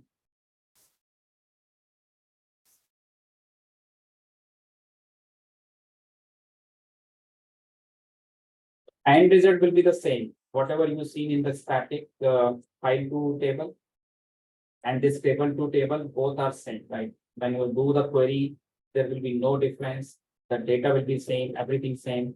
Only thing is here, instead of loading like here, the data is not in multiple files. So you are just doing insert into command and then you are writing it into the partition table. So do the query.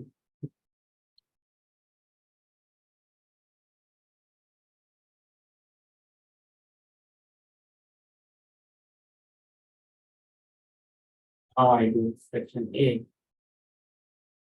Okay.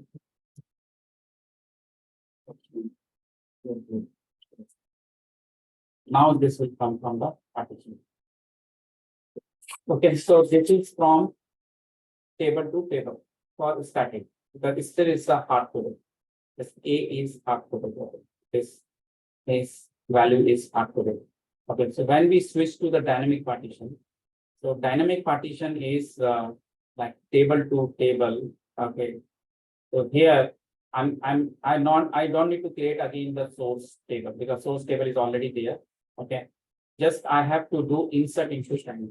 So when I'm doing insert into command, one single command will do data load into entire partition. So I will prepare now. This is for the static now dynamic partition.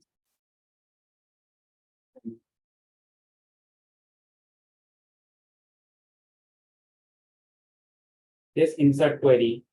This is my target table. Okay, so but I need another new table I will create for my dynamic partition.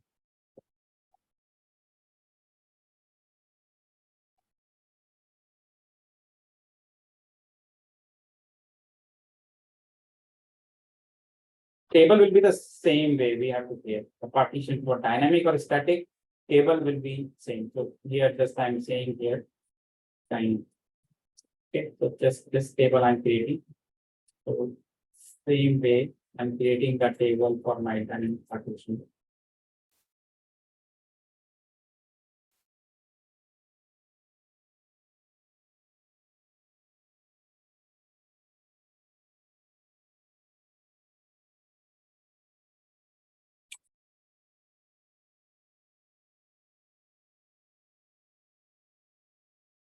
Dynamic partition, this table is created.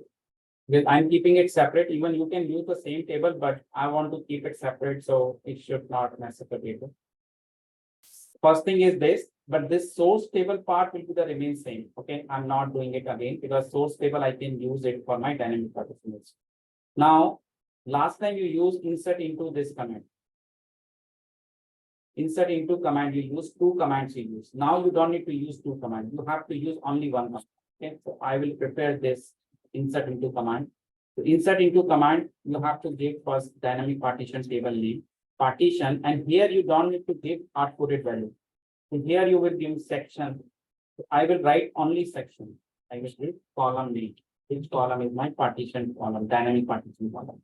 So I'm just giving a dynamic partition column section. And now I will give my select query.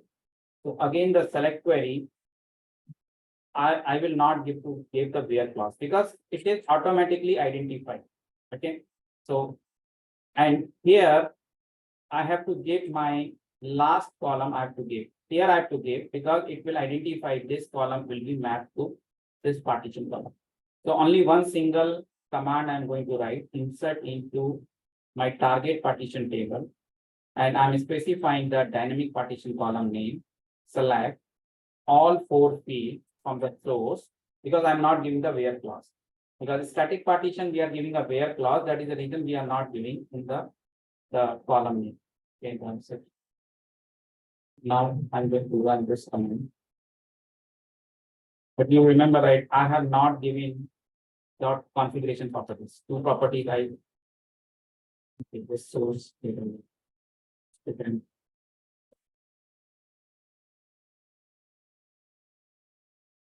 Now I'm getting a one error. Dynamic partition strict mode require at least one static partition column.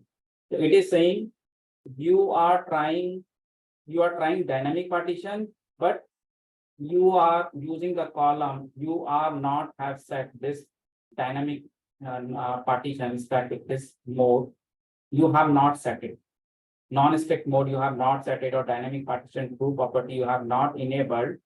And without that, you are trying dynamic partition. So either make it this column static. So it is complaining, right? You are trying dynamic, but you are not enable the dynamic partition properties. So either you make it static or set this property.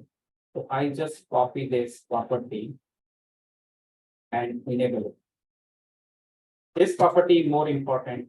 And another property is that I dot exec dynamic partition 2. I want to say dynamic partition equal to 2.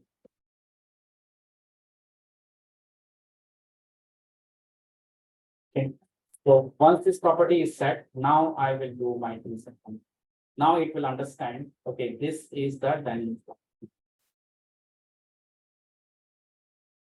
And in one single command, it will load both the partitions. So you can think of here it can load 2 partitions, but suppose you have 100 partitions, so 100 partitions will be loaded in a one single command.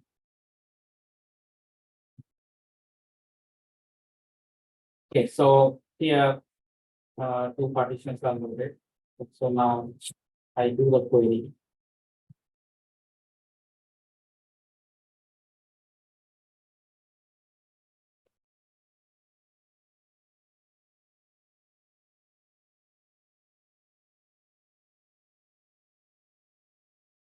Same thing will come, right? Here also the same thing coming, right? If I do section 3, section 3. Okay. The next is like a complex data type is there in Hive and some studies. Okay, 10-minute break we do, and then the concept. Okay, because we have to do some other mapreduce also. So I will cover them now. Anyone have any question?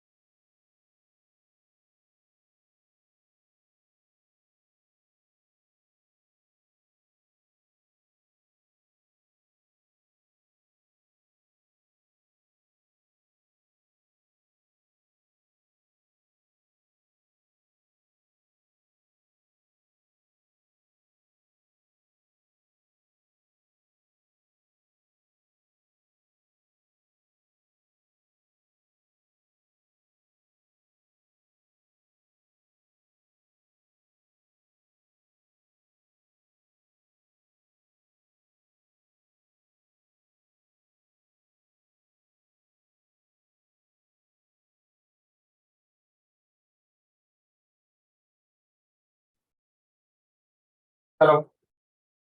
Are you getting voice now? Yeah, I was in break. Yeah. So now, are you getting my voice? Yes. Okay.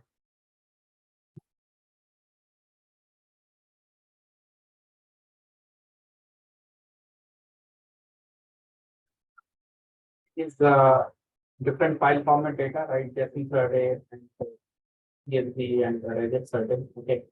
So for JSON array, we need to download the JSON array jar. Okay. So first of all, what are the different file format data for this? If we talk about we can load the data not only the comma delete, can load different other file format data also, like JSON, Parquet, GPH. So Hive support all different types of file format, right? Parquet, ORC, Agro, okay, and if your file is a regex type, right? So like log file state, that type of file also you can load into the Hive table. Okay, so we need a survey for that. So survey is nothing but serialization deep SQL. It is loading different file format data into the Hive table, and then you can query your data. So for JSON file, you have JSON survey. For XML, we have XML survey. XML survey. CSV, but this is the comma double quote data is there, right? So that this data is like this. So we will use open CSV survey. Open CSV survey. So there are the different, some surveys, your default is already present, these survey classes. But JSON survey, you have to load the jar externally, and then you have to register the jar.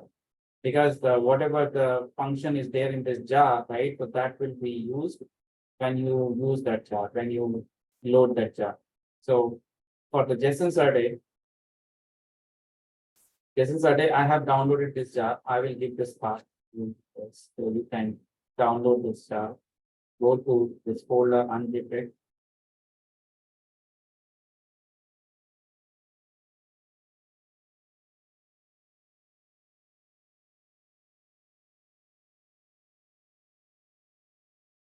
This survey jar, you keep it in some location so that you can use the register the jar.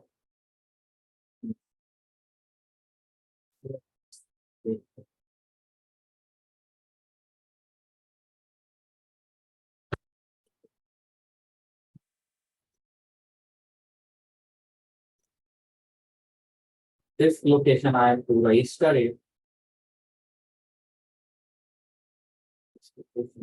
I have to use add jar command. Add jar command. So this is our Hive session, because this session doesn't know what jar is your home. So either two ways are there. Either you put this jar into library of the Hive, then you don't need to do add jar. But if you are not putting in the library, you are putting some external location, you have to do add jar and then get the jar.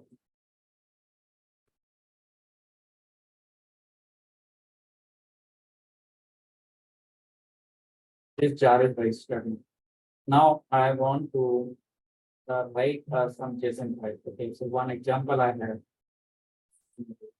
So I have proposed my JSON file. I'm just taking the example. This is my test purchase. This JSON file and I will create a table for the JSON file and load the table. Okay, so this file I will create in my file data.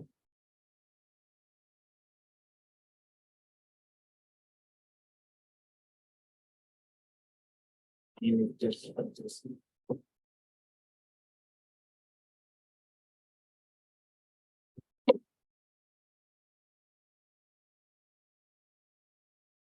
I have this expert JSON. Now I will create table syntax. First I create a table.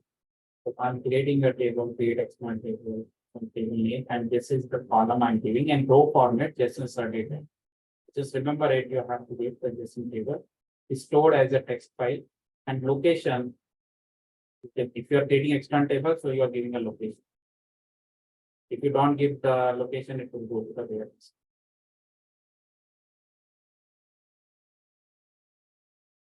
This table is created. The table name is a test_3, which has 2 columns, and it is pointing to the location. And this location, I have to place the file. Okay. Or I can use the load data local path command. So both ways you can do.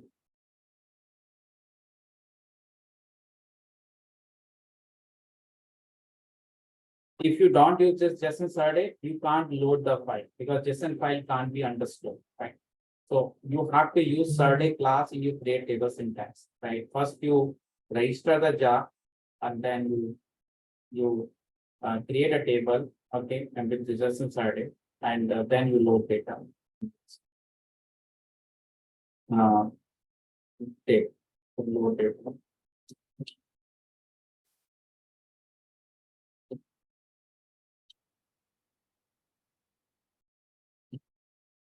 My file name is podcast.json.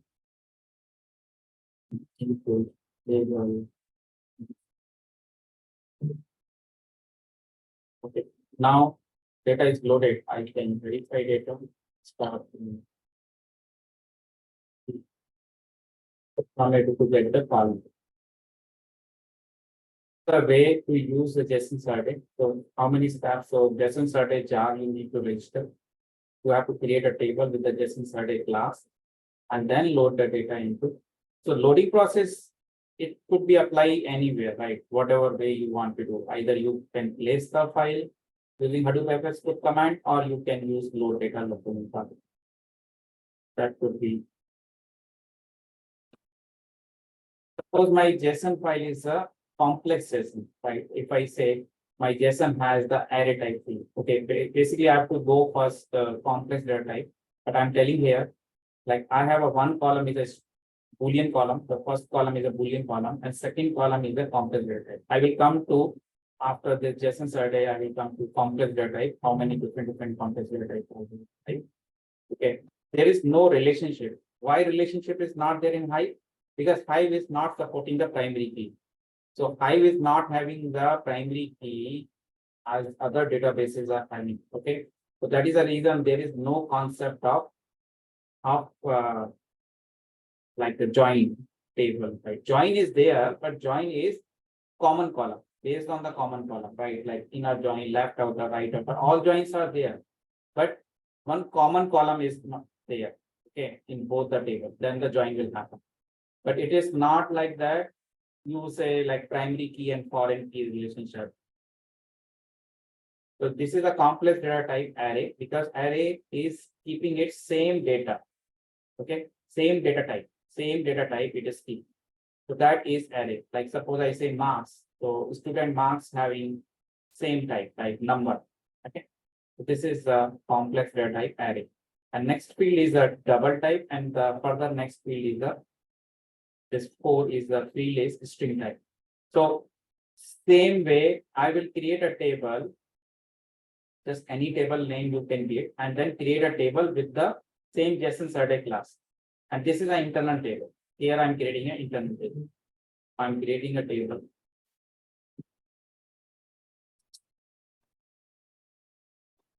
Table will go ahead and mark down.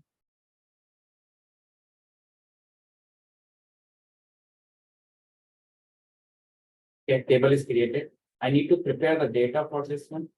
So I say file is the test underscore nested spread.json. So you have to prepare data, create table, and load data. Mostly we are doing this in the Hive. Later on, like suppose data you don't want to prepare manually, you can use Spark to write the data, or some other scoop you can write the data into Hive table. So there are many ways are there to ingest data into Hive table. Okay, if you don't want to load data manually.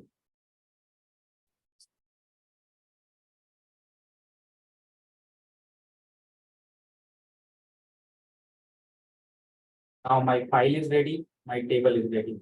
Now I can load the data into table. So load data. So if I want to put the file. I will try this time to put the file. Hadoop access minus post. File name is the test.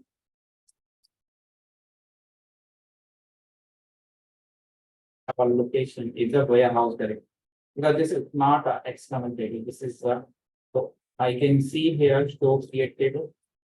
So, create table. There is scroll. Let's create. So this is my location of the table. This location, I have to place the file. Even partition also could be there, but this I place the file. Now I will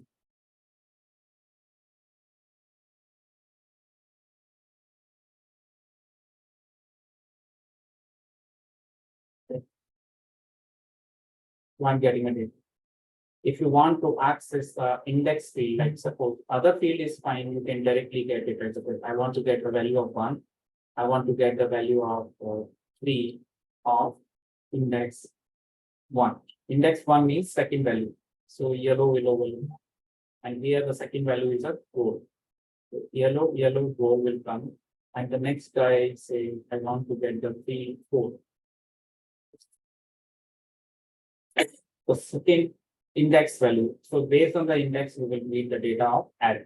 The next thing I'm going to tell about how to use complex data type, right? Basically, there is a one array, another one is a struct, and the third one is a map type. The 3 complex data types are there. Okay, other surveys also there. Okay, if you see like agro format surveys, I just go through it so that you can get the idea, right? How to create the other survey.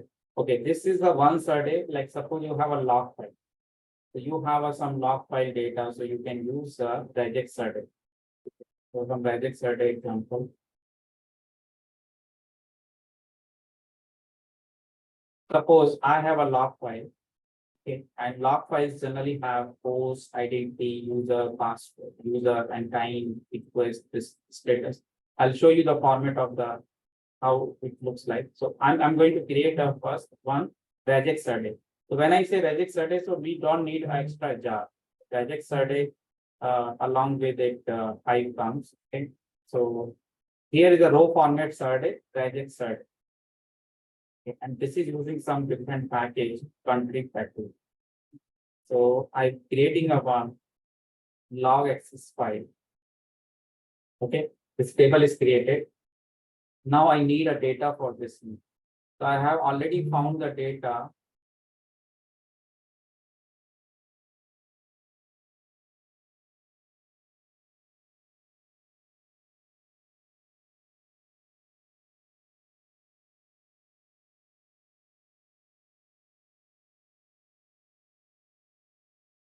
Common access log file. So this is the use data. I will not take it complete data. I will take it this 7-8 record item. So I copy this and create. Can you see here IP is there? User and time is coming hyphen. It is not any data is not there. Okay, so it is. But other than is that date time stamp is there, request is there, and size is there, request size. Okay, so and status is there. Status is 401, 200. So this is log tracking, right? Basically IP log tracking, right?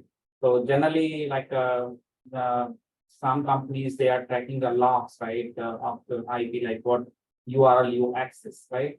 And what is the URL type, whether it's a get URL, post URL, and this URL, what was the status code, right? Whether it's a successfully accessed or it's a 400, 401, 404, right? What type of error it is or what type of status code is returned. So that is status code, and this is size of the right the request data you fetch. Okay, so I'm creating my log file. I'm putting the data. So here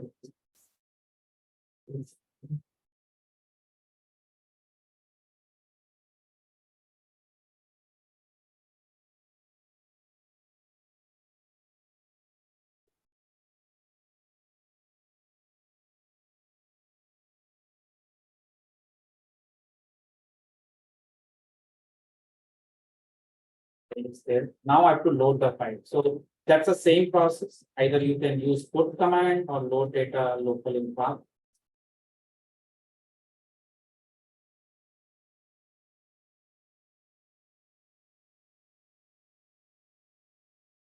Emails, sys launch. There is no extension. Import table and table is access. Two.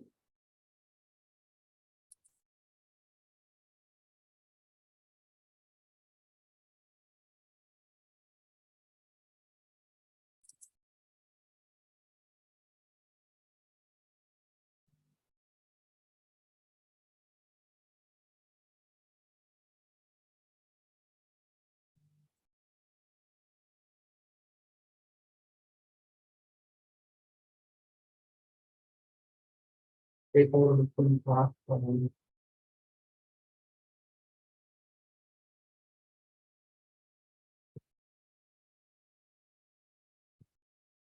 Table.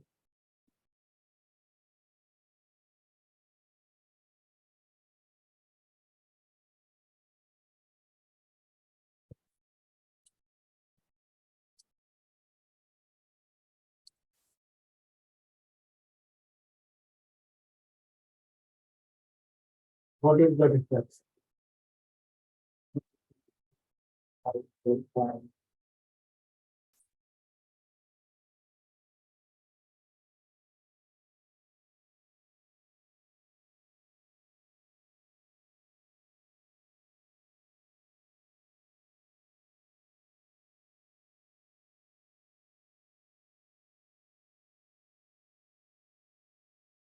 Load data local in path.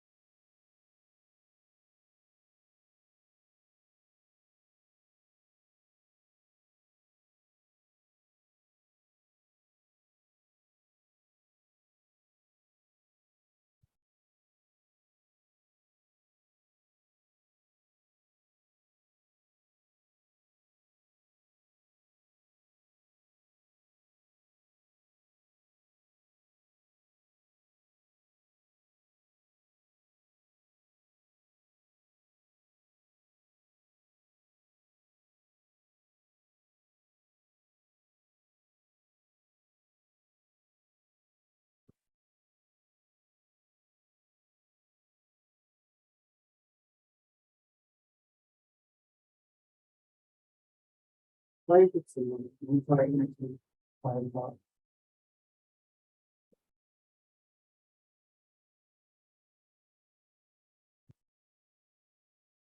It is done.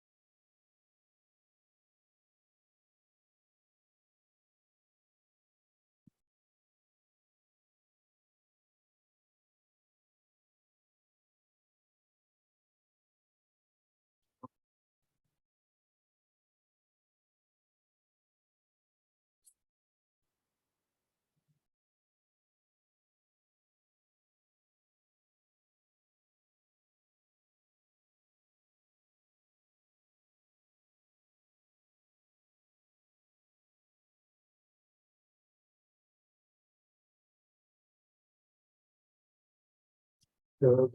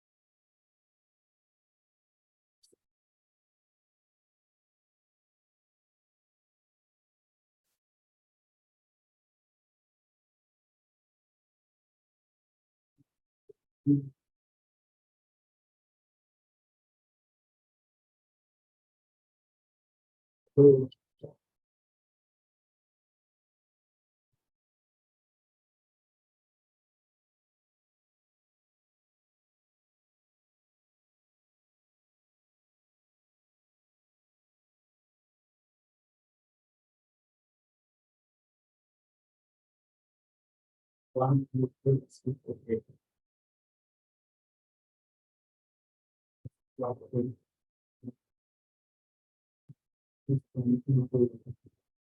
Long.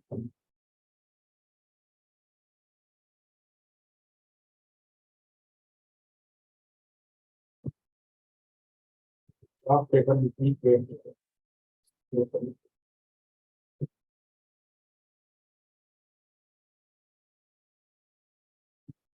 our data location is to keep a table name also, but whatever table name is there, the same create a folder name.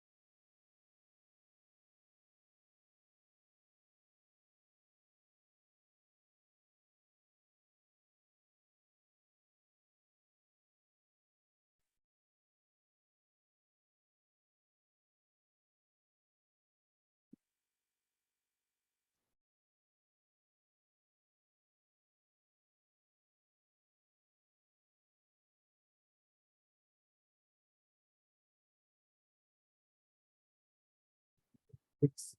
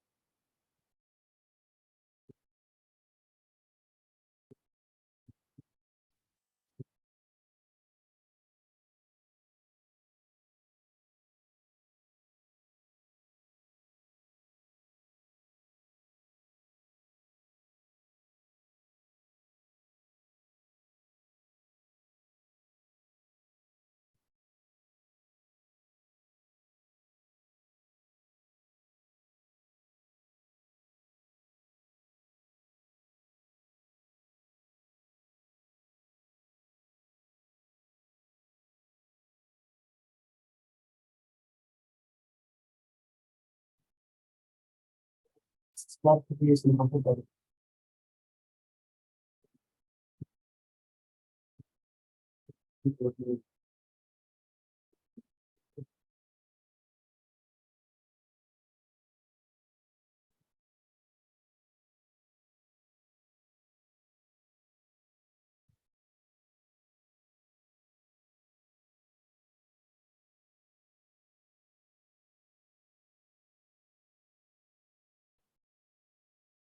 Not how you can use it.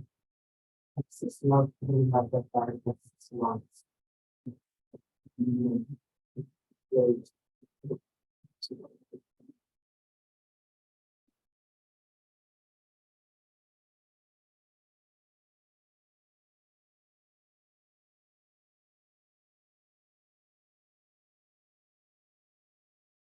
Okay, so first create a table and it will create a directory with the same name, access log 3, and then we put the file and then we can focus on the code.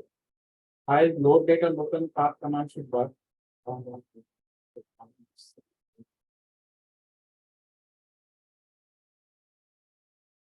Now this way we can see the data in the table. So all the fields, this is a regex array. So regex array is a fixed width. There is no fixed any delimited character based on the fixed width it's defining. So if you have seen here the syntax of regex array, so we are defining the 1, 2. This is the output parameter. This is the input parameter.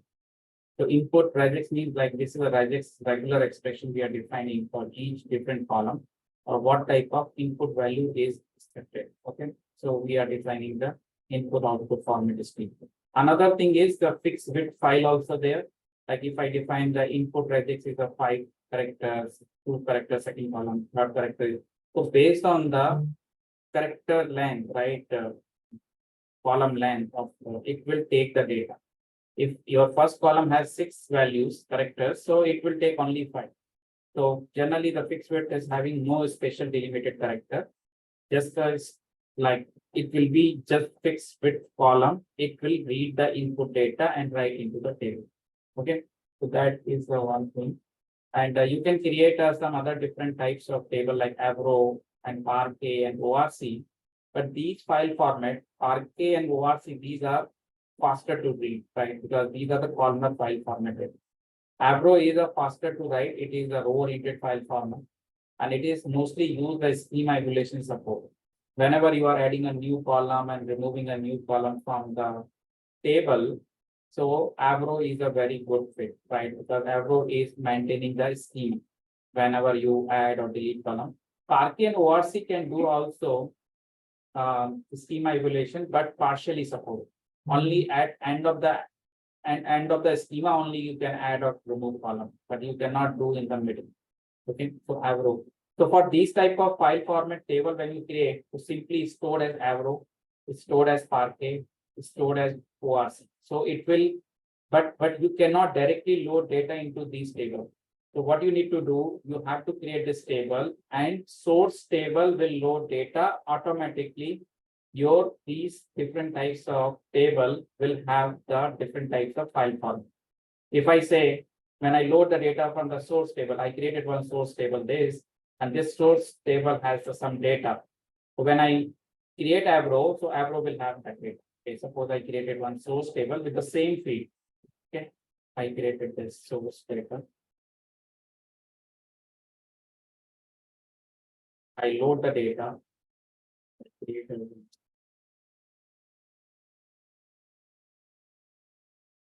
the ID field, ID mean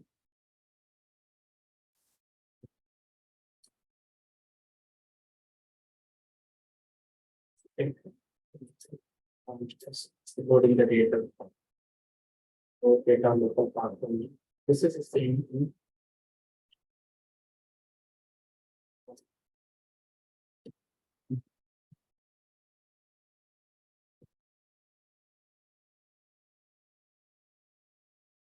I need this table.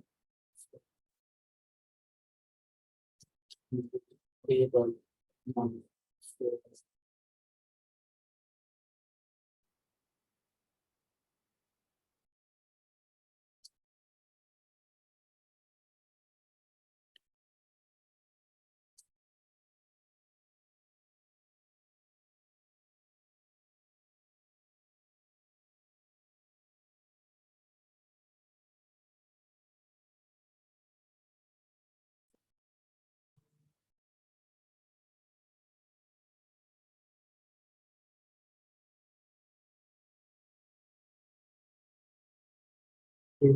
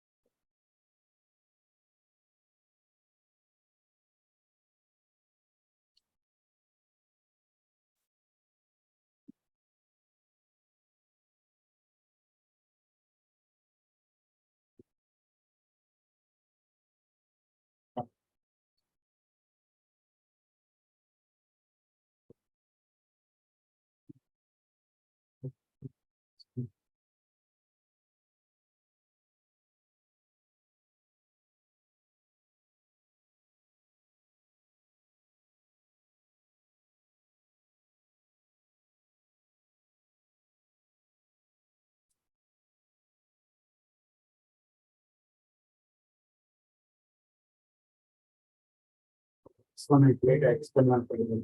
Activity of the file in this.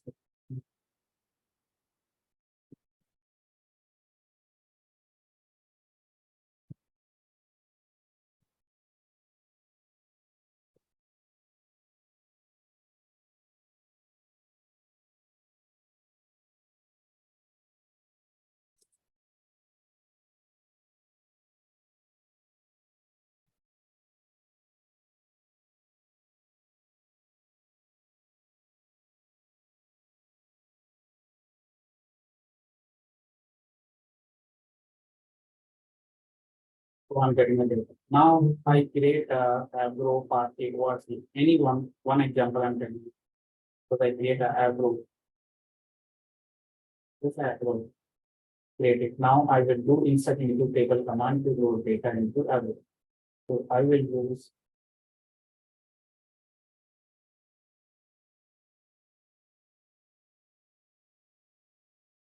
because macro. Select. So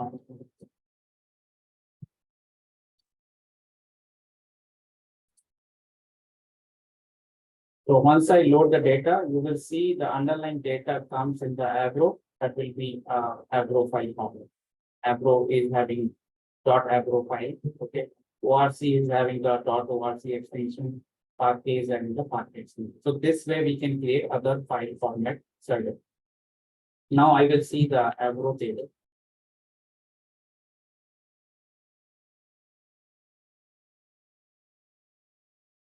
Data I will see in the table, that is normal same data. Okay, but underlying data in the format, that will be Avro file. So that is a compressed file format. We can see somewhat column schema we can see, but not full. Here also. So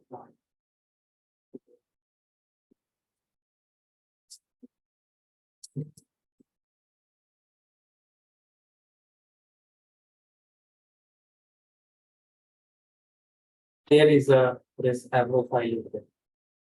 So we get command on this.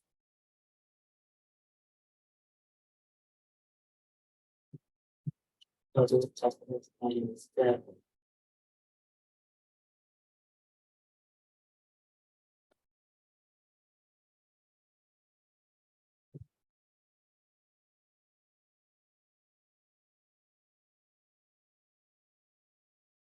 explanation.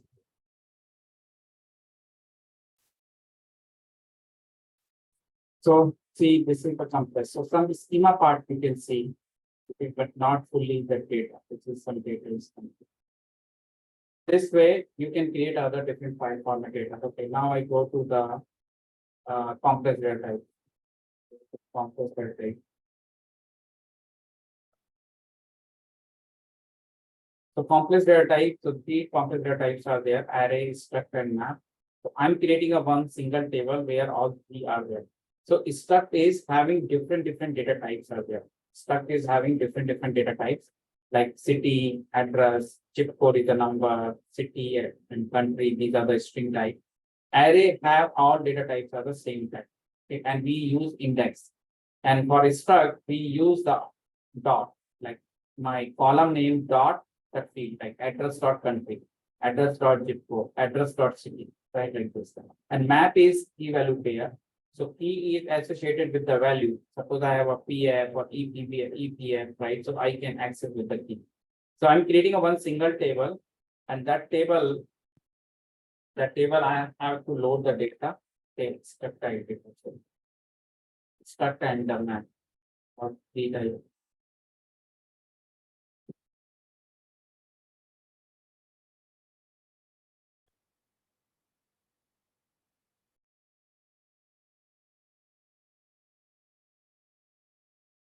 For example, so here is a table is a the struct type we use. Here array is coming, all array values are coming a dollar separated. Hash value, right? Key map value is separated by the hash. Here is a dollar, and the struct type value is again dollar. So when we are creating a table, that time I have to tell about what are the different items are separated by. When I say collection item terminated by, okay, field terminated by comma I'm giving. So individual field like ID and name will be separated by comma. Okay, collection items terminated by dollar. So I kept it the symbol dollar for any collection item. If I see array type values are separated by dollar, struct type values are separated by dollar, and map values also. So here two map are there. Like one map is this and another map is this. So two different maps are separated by dollar. And third one is map is terminated by. So map is a special type. There is again key value pair is there. So I'm making it map is terminated by hash. So I have decided all fields are terminated by comma. Collection item terminated by dollar. You can change it. Even you can make it pipe. So you have to change all the values in the pipe separate. Okay. So whatever you are giving in your table, create table syntax, so you have to change it. So I have to create a table.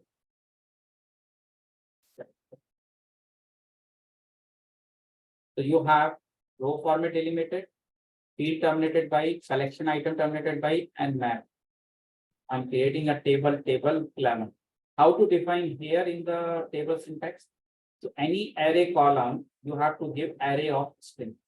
Generally, you give only string. You give only string. Plus you put angle bracket, you give the array. If it is a map type, you give key and value type. If it is a struct type, so you have to give angle bracket, struct angle bracket, like how many columns are there. I say city is a string type, state is a string type, and pin is a begin type.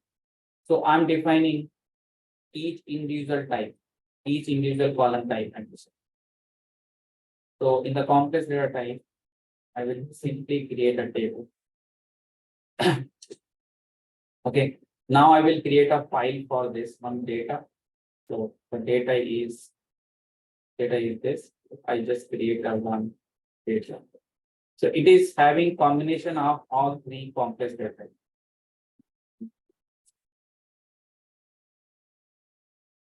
Complex.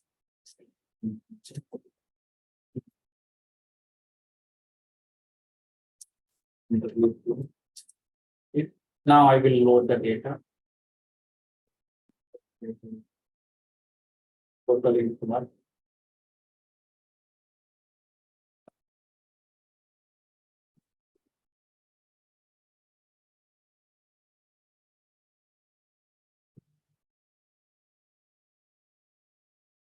Complex. Data same.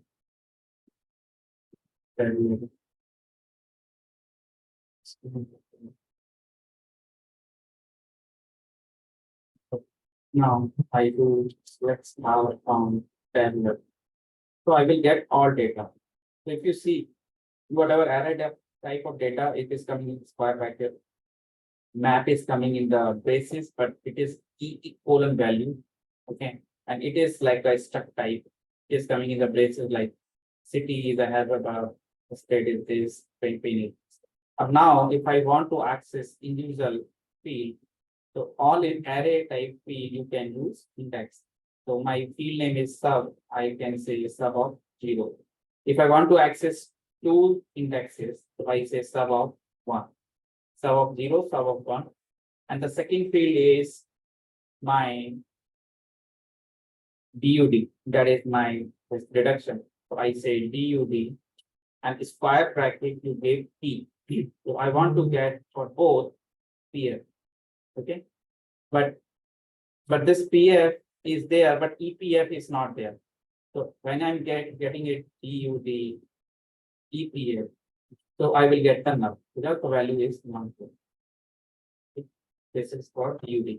Next is address. So my field name is ADDR. Now I want to access city. So ADDR city, ADDR dot print. So I'm going to access. So here, if you see, the ID is coming, name is coming, right? And this is PF is coming. And EPF, the second value is null. Null is coming. This is city is coming and things. So this is the way to this compatibility. So some more part is there like UDF and those things are there. So next is I'm just covering mapreduce. Okay. So you will get idea about mapreduce architecture. Short form program I think. Okay. Has anyone question in Hive? Because Hive is so many more things are there. First I do mapreduce. Later we'll see that Hive.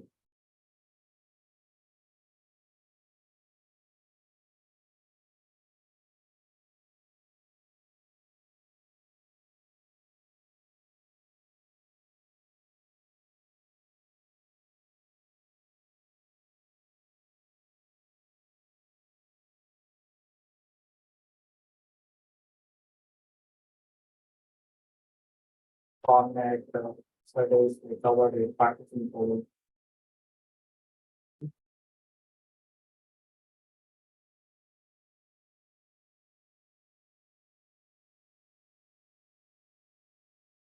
So when we are going to write a mapreduce program, we need some editor, right? There's a Java program.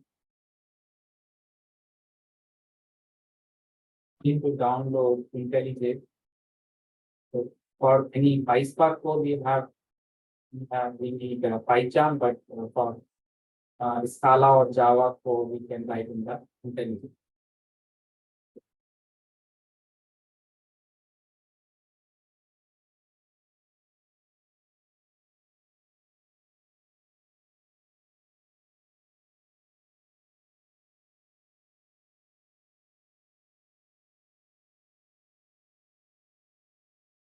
I need to select the ultimate community version.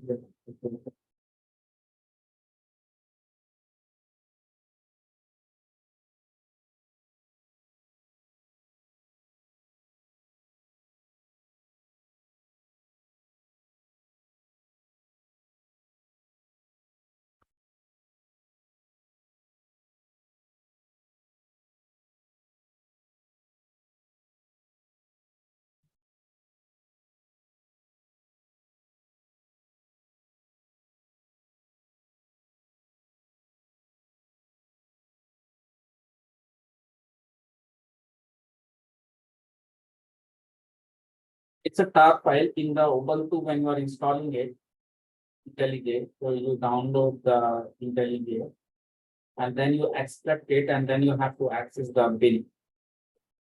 In the bin, you have to access idea.sh, right? Then you will be.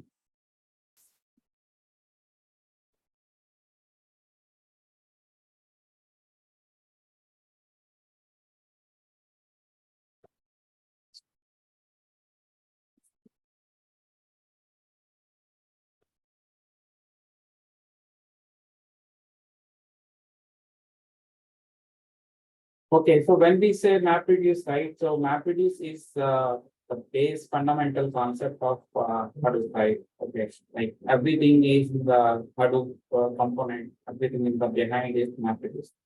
So, but we can write our own MapReduce code, right? Suppose I want to do data analytics, I can write a code I can write a code in the mapreduce. I can write a code in the mapreduce. So mapreduce has a different files are there. We have three classes, right? Mapper class, driver class, and reducer class. Okay. So suppose I'm getting some input text data, right? I'm getting some file. This 2 lines of text is there. So first my driver class will start the mapper class. Okay, what mapper does basically? Mapper is doing the splitting of the data. So in the MapReduce, we have 3 phases. So when I say MapReduce architecture, right, there is a map function. The map is function in the mapper class. And the reduce function in the reducer. And there is another class is a driver class. The driver class is an entry point. And you can start in any program in the MapReduce. Entry point to start having a main function. Main function to start any MapReduce program to start with.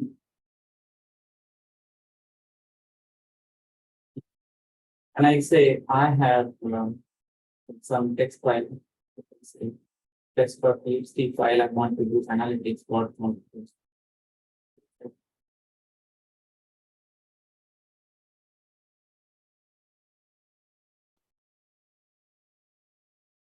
I have these words are there. So what when I have MapReduce program, I say I have the 3 classes, mapper, reducer, and driver. So mapper class has the logic, mapper class has map function. And this map function, what it will do, it will split all the lines into different mapper machine, in the different mapper machines, and giving, okay, taking an input, each line is a 3 different mapper machines, taking one input line, and it is generating output as a, each word is a 1 function. Each word as a 1 function. Each word, the output of mapper, output. So input, what will be the input of mapper? Input will be for mapper, map function. Input will be for map function would be e comma value. And what p will be there? P will be here, this offset position, right? Some offset is decided, right? Okay, the first line is starting from the 0th, correct, 0th position, and this one is starting from the 20th position. So whatever length of this one, we are assuming it, the position is decided. And this one I'm saying, okay, some 30th position is there. How many character is there in the previous line? So this position is for the, so this 2 parameters are there, key and value. This offset is a key, that is a long writable. So long writable key and value is the text type. And in Hadoop, the data type for the map is like the data is transferred over the network.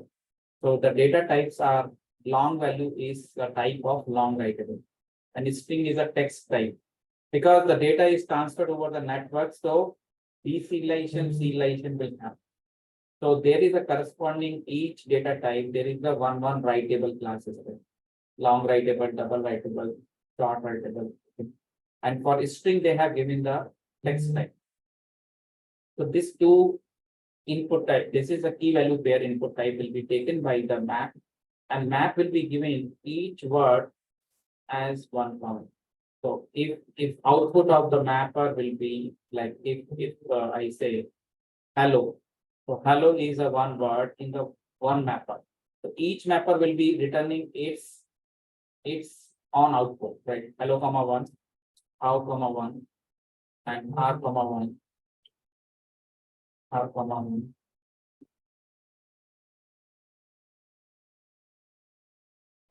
And this will be given by the mapper. In this architecture, every mapper machine will be returning as individual their output. Okay? And each mapper will be returning each word is a 1 count. The same thing will be done with the second mapper. The second mapper will be doing the same thing, and third mapper doing I is 1 time. So each word is 1 count. I is 1 time, N is 1 time, I is. So when this mapper output is given to the next is shuffle and sort. Shuffle and sort is not in our control, and that is done by the mapreduce. So right, we don't need to define anything for the shuffle and sort. So what shuffle and sort will do from these different mapper machine, your output will be aggregated and come together for a same thing.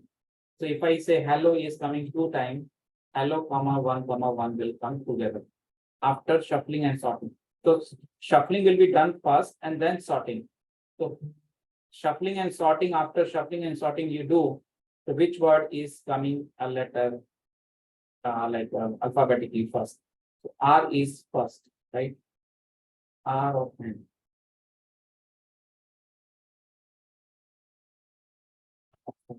So A and comma, only one pair is there.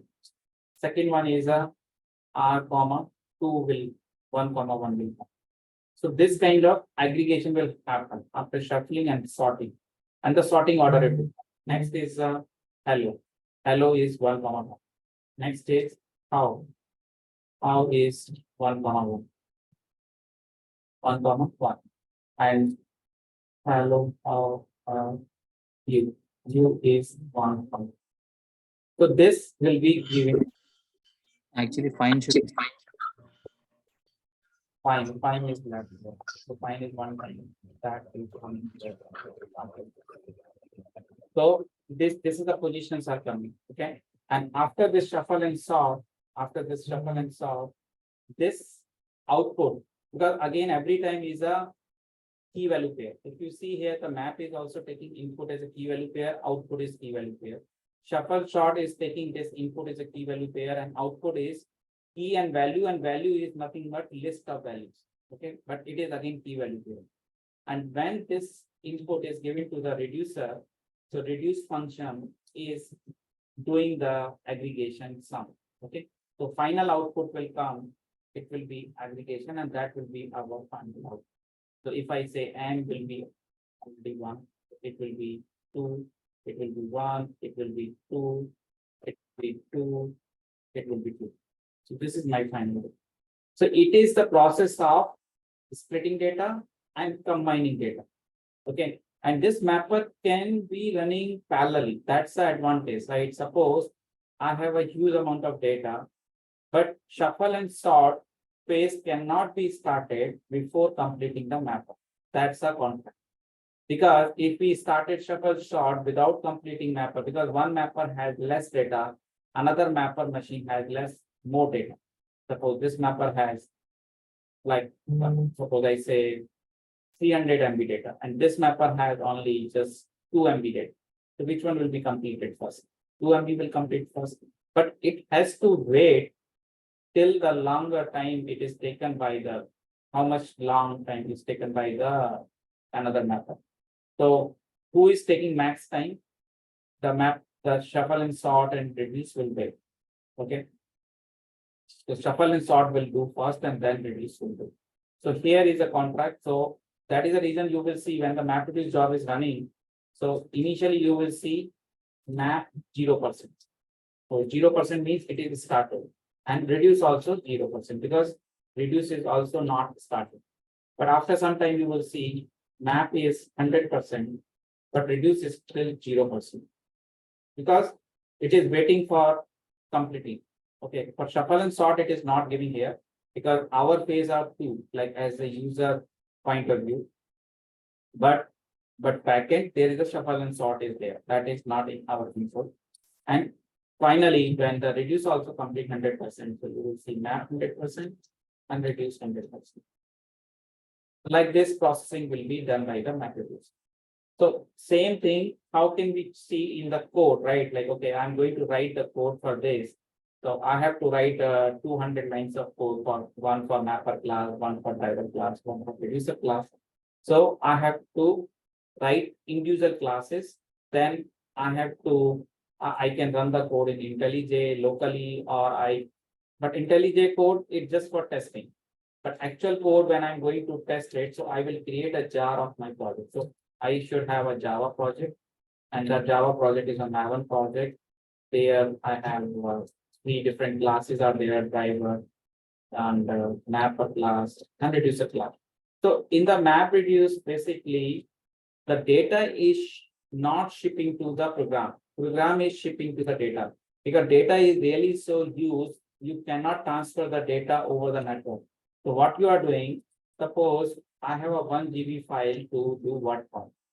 Okay, I'm going to do what form of 1 GB file. So when how many blocks are there? 8 or 9 blocks would be divided.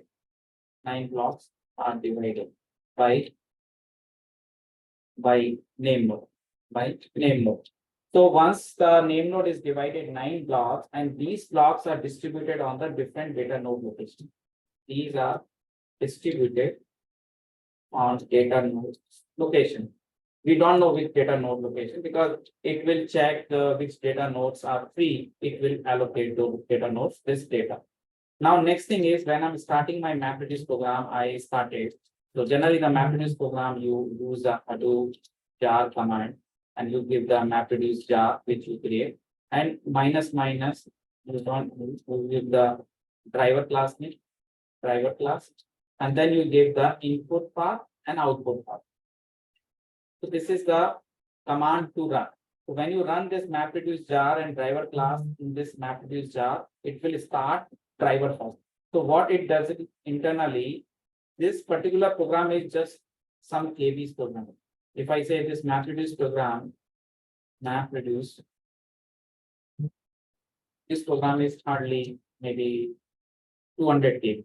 And this program will be shipped by the resource manager. Basically, the resource manager is responsible for the computation part, right? Ship to all those 9 data nodes. Only those 9 blocks.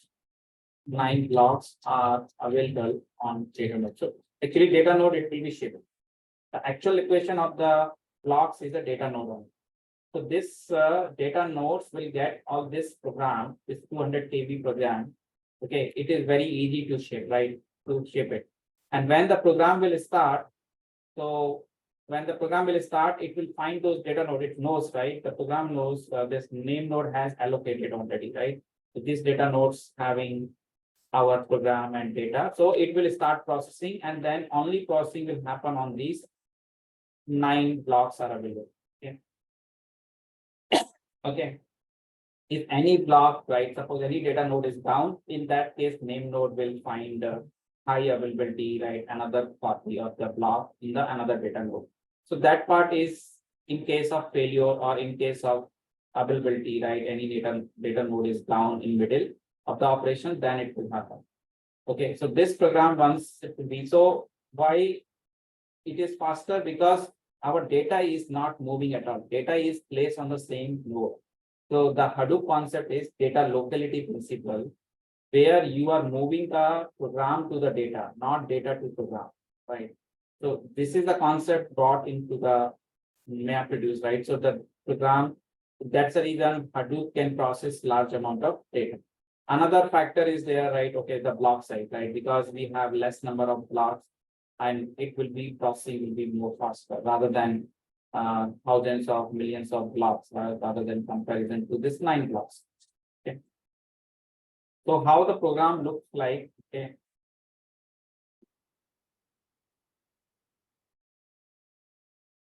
This is all you can go through it. And,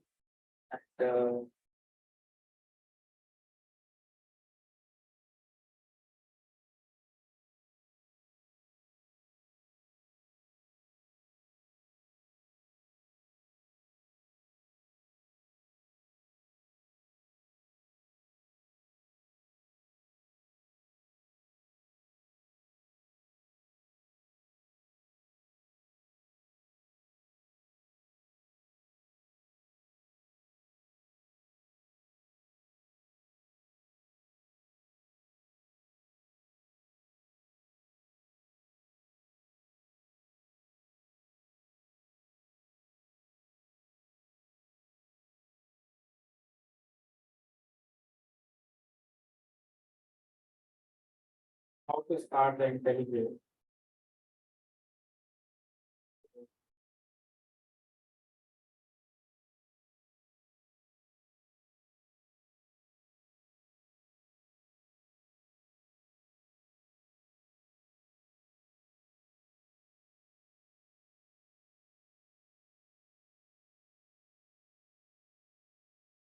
Further in the mathematics, there is a partitioner concept is there, combiner is there, for the more improvement, the performance, right?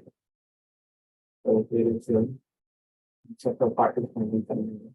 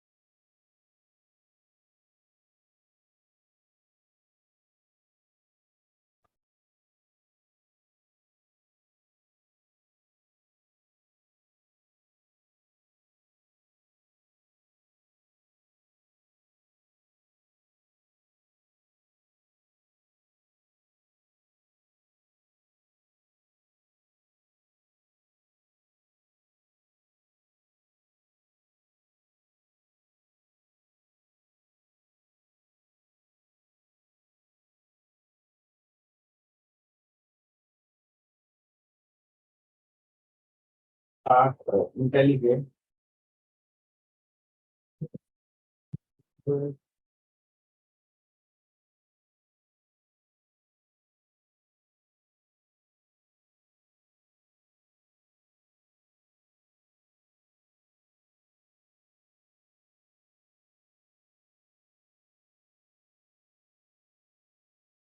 Start.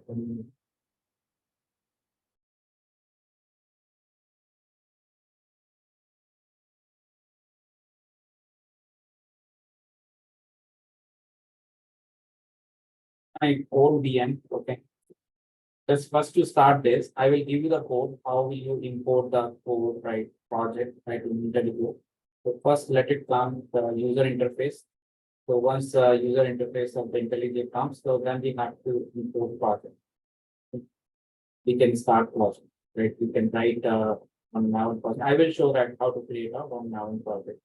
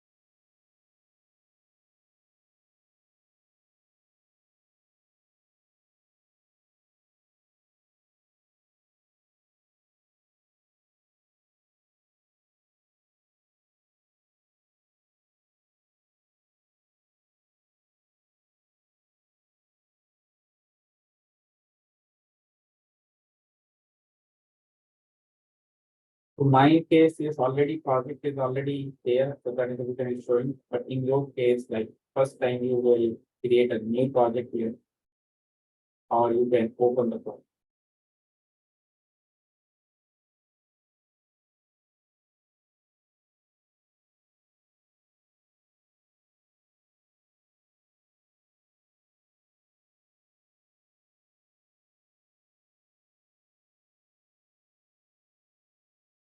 I'll show you that how to create a new project. First, you open any just new project to create, and then you go here and file new project. Suppose you want to create a new level project.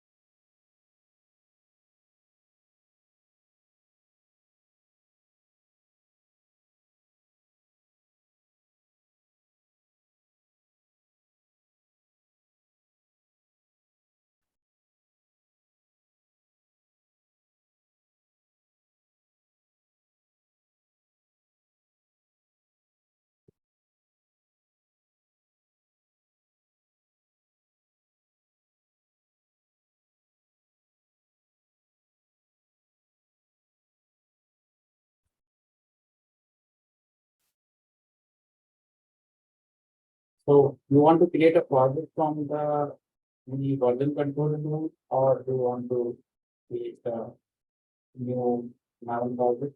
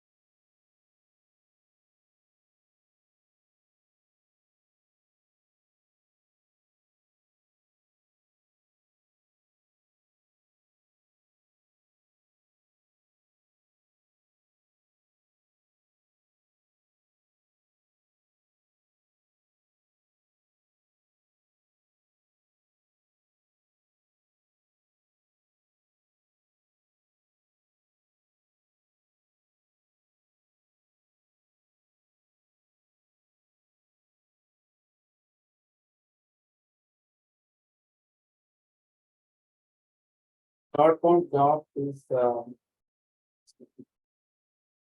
this is a driver class. Okay, so this driver class, the main class.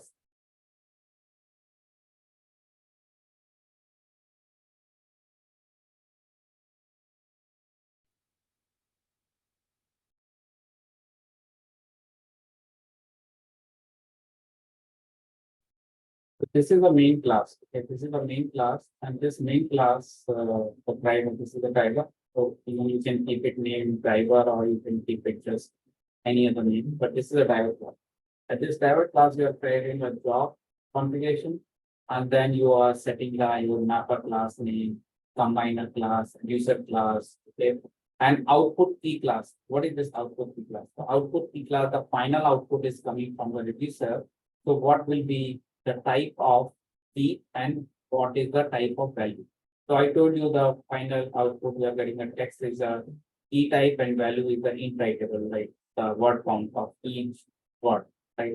So that is basically defining your output key and output value. Okay. So what we are doing here, you are having a logic here, right? Just basically you are calling your mapper or reducer. Suppose you have a combiner also. So combiner is a called mini reducer.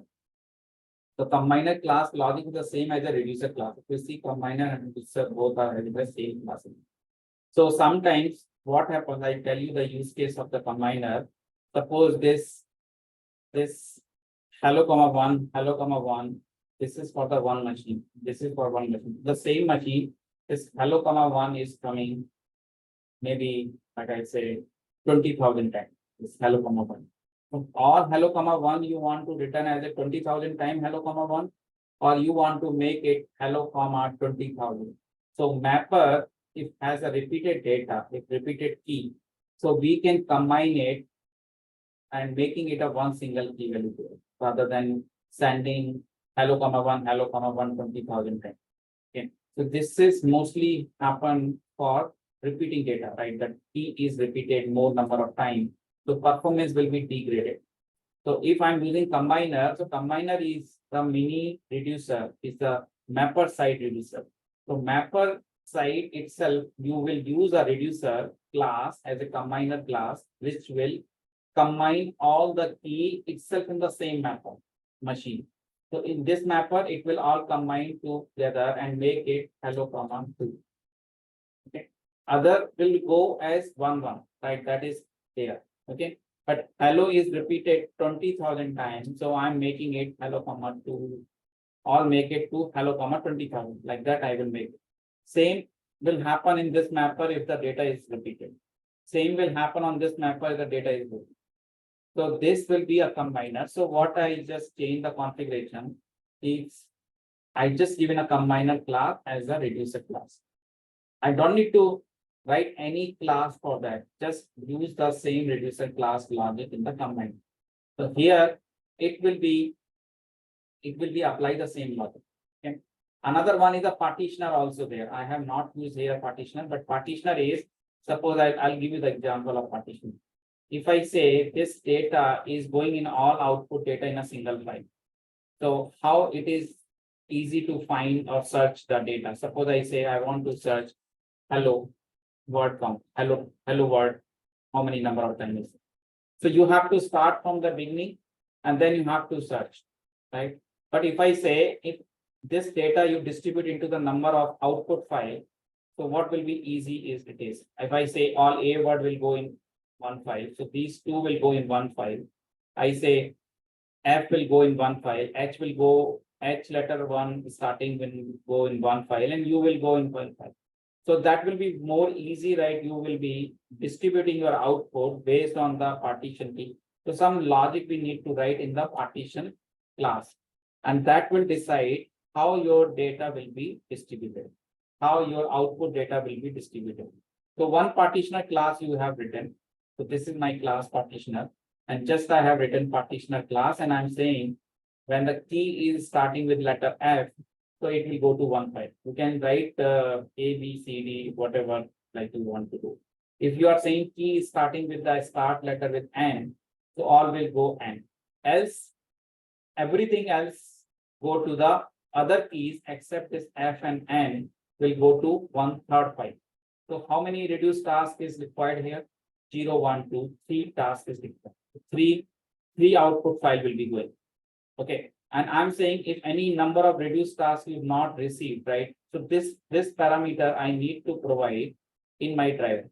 So in my driver class, I have to say how many number of reduced tasks. So if I say 0, so by default is 0 only, right? Because it's only one output file. So in that case, it will create only one output file. But this is not our case. Our case is we have put this condition. If suppose user by mistake is not giving 3, suppose he has given 0. So in that case also our program should not give error. Our program should run for the one file. That is default. Okay. But suppose I got the input three, like three output file I want to generate.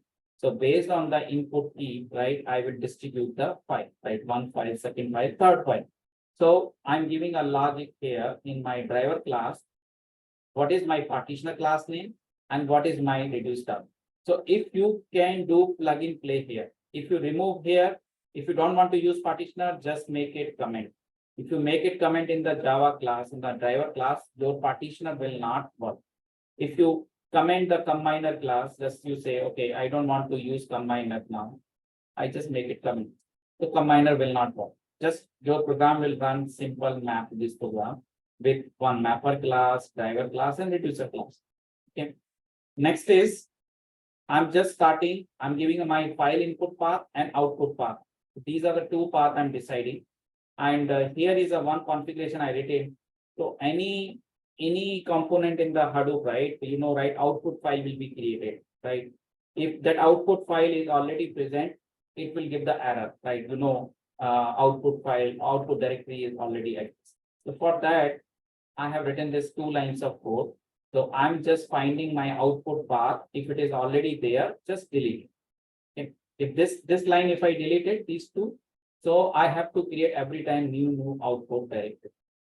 And the last statement is because first your driver start, it call mapper, then it will call reducer, and then control come back to the driver. And finally, if your complete job will complete from the driver on, like driver is the entry and driver is the entry. So when you come back to the driver and job.wait for completion true. So if your error code, if your job is completed successfully till here, so it will return the 0. Otherwise, if any error you got it here, so you will get the error code 1. You will get the error code 1. How to run this program here in IntelliJ? So we have to create a one application type we have to create. We go to the edit configuration. Okay. And when we're running on the cluster, we have to create a jar. So for that Maven build we have to do. So there is a mapreduce WC this application. I can create a new one. I can create a new, I will just showing to you.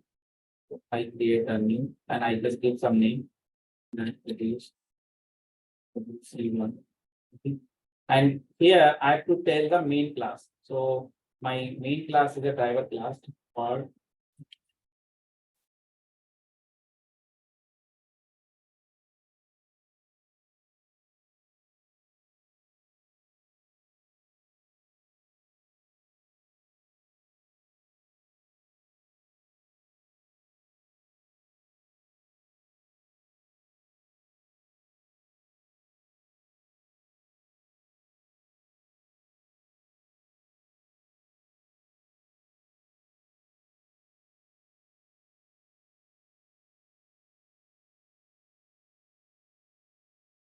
we have to specify our what on.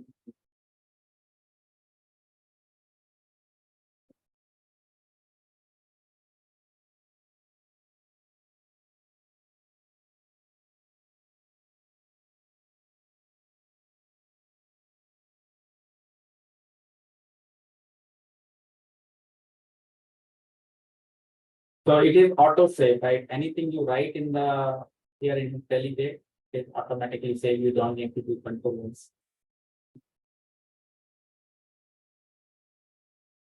If we come to the mapper, right? If you come to the mapper class, so mapper class is having the logic of splitting the data and each word we are giving someone. When you come to the mapper, class has the map function.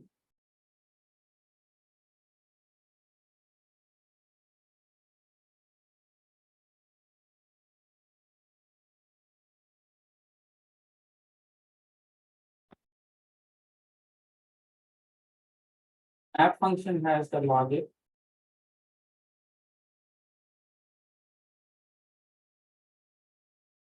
So map function is the logic I'm giving. I'm taking a key input and one is the context, right? Context is the parameter, like how the data sharing will happen, right? Suppose mapper has given some output and shuffle and sort taken this output as an input and reducer has taken its output. So how this data sharing is happening? It is the context. So whatever you write in the context, that can be available to the other classes, right? Shuffle and sort and reducer can take the output. So context, whatever you write in the context in mapper, you will get in the reducer from the context. Again, you will write in the context and final output will be generated. So here, what I'm doing here, I'm getting a text of line. You see the text of line as a input value. So you are splitting your data by space, like my words are there in the lines by space, separated by space. And each line, once I will split by the space, I will get the list of words in an array, right? And each word I'm picking in the array as a string type, and I'm writing as a word comma one. So I'm writing as a new text.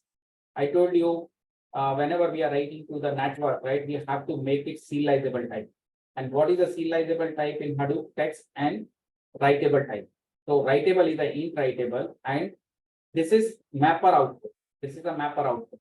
So what mapper is doing? Mapper is writing in the context, text is a key and write is a value int writable. Okay. What reducer will do?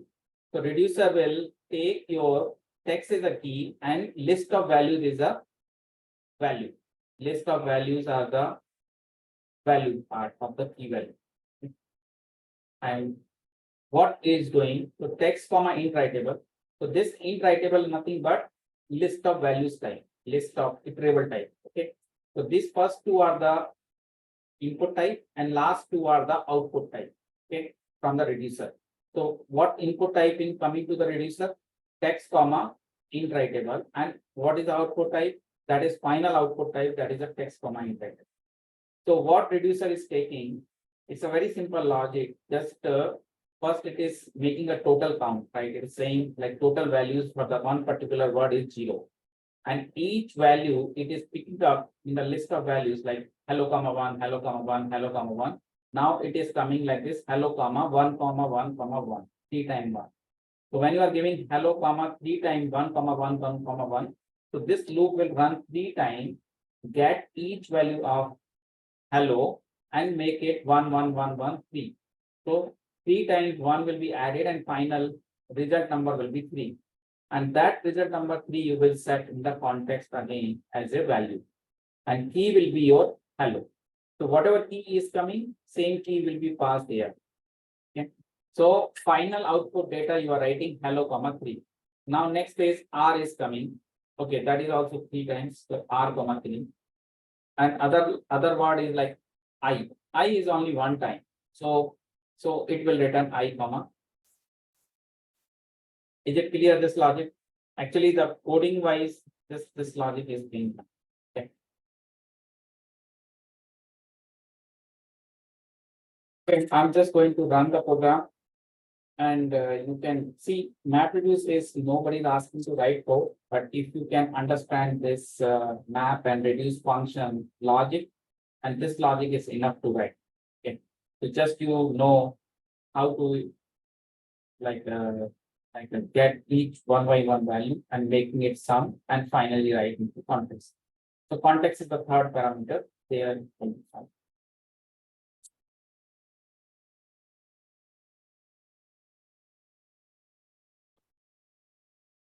Anyone has any question? MapReduce program.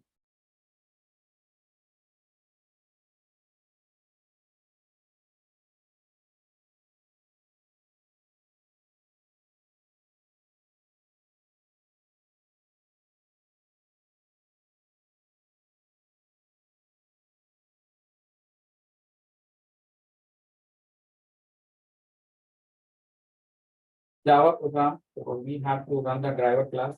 So there are two ways.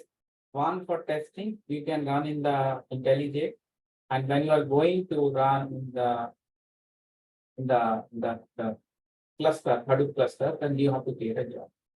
Okay. So you have to do the jar and run the Hadoop jar command. Then that program will run on the Hadoop cluster. But for testing purpose, like you don't need a cluster. Just for testing purpose, you can test the logic. Okay, for a small file you can create in your local and then you can test it. So that is just making sure like your logic, whatever code is there, right, for the partitioner logic or your mapper logic and reducer logic, all code are perfect. And in the mapreduce also we have the map side join and reduce side join. So like two files we can make it join in the. So there is a different two types of. So mapreduce itself is a big concept, right? A lot of things are there. But for understanding point of view, if this word count program architecture, just the mapper and reducer function logic, that is different.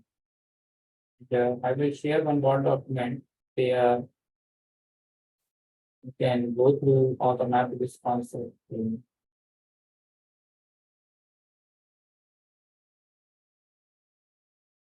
This is the mapreduce document, so you can further go through it, whatever I explained you. So some of the things are missed it here, right? Input format, input display. So when you are giving input to the mapper, that is called input display.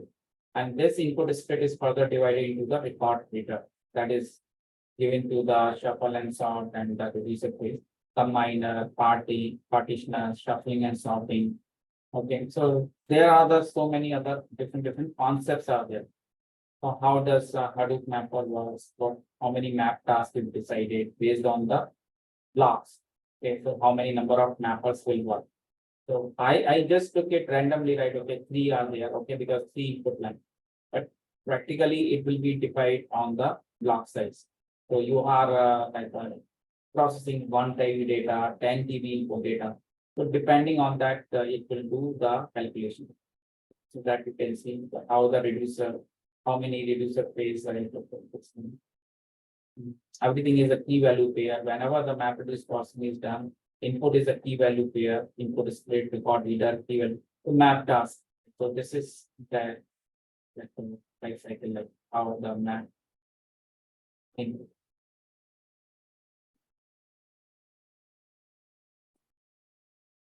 There are some input format type. We just talking about the text input format. That is a default input format. That is a default. But suppose my input format not a text file, it is a binary file, like some audio video file. Not only we can process text data, like suppose I say unstructured data. MapReduce is a very good example for the processing the binaries file, like sequential file we call it. So like if I have the input data is the binary files data, so we can use the MapReduce. So we can define the binary input file format. Suppose I'm reading the data from the some RDMS database or like NoSQL database. So there is a DB input format type. So a specific input format type, there is a one output format type is there. N line input format is like suppose line group of lines I want to read as the input format. So N line input format is there. Okay, there are the different types of. Okay, now we can see our program. So,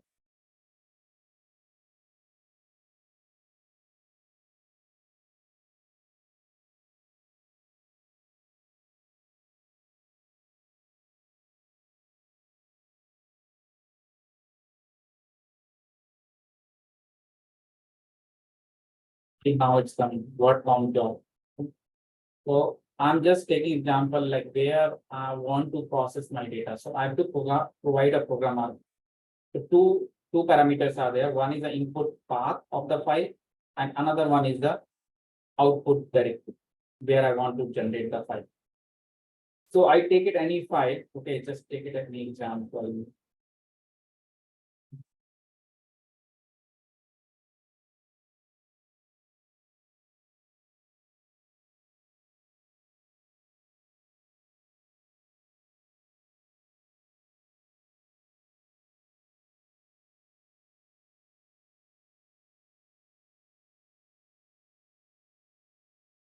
Save it. Okay. And now this input file path home okay, and test.txt. So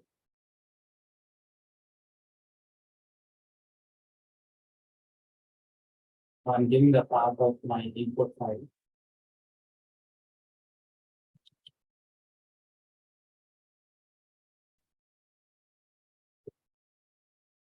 And output path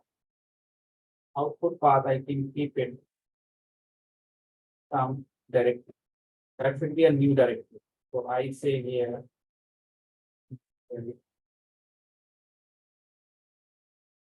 Directory will be created, new directory. Just give the directory because in this directory, the part R file will be created. You remember, right? We seen in the school part M file is created because this is a mapper reducer job, right? So reducer output is coming. So I just apply OK. And now this application I will run. Mapreduce one. I will run. The same thing if I want to run on the cluster, I have to create a jar of this project and then I have to copy my input file in my Hadoop file location, Hadoop directory.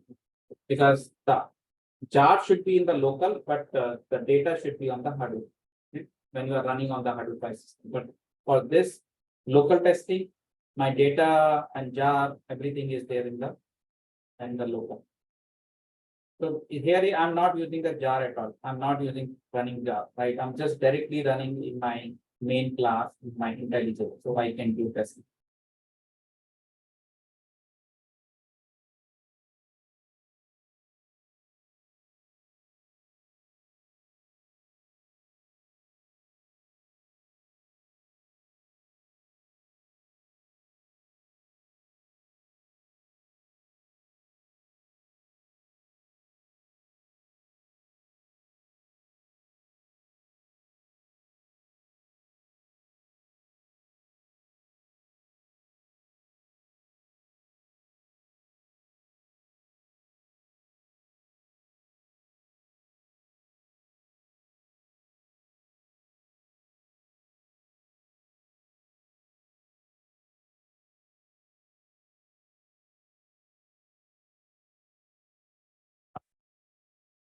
Here you didn't see the log, right? When you will be running in the Hadoop cluster. So now exit code 0.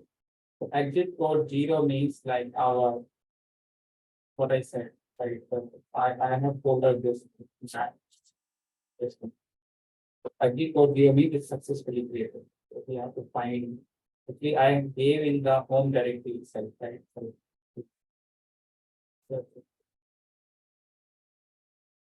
it is created, and this directory I go. Here is the part R file is created. Then you see the output. The one space is coming, that is a one time. File is 4 times, file hello is a 10 times, hello is a 4 times, it is a 14 times. So when I use partitioner and combiner, then I can make it separate file for the starting of the letter, right? I can make it more efficient to read, right, the data, efficient to finding my output, right, which output I want to search. But combiner is used for the performance, right? Like, okay, same word is repeated many more times. So just what change I have to do, apply the combiner here.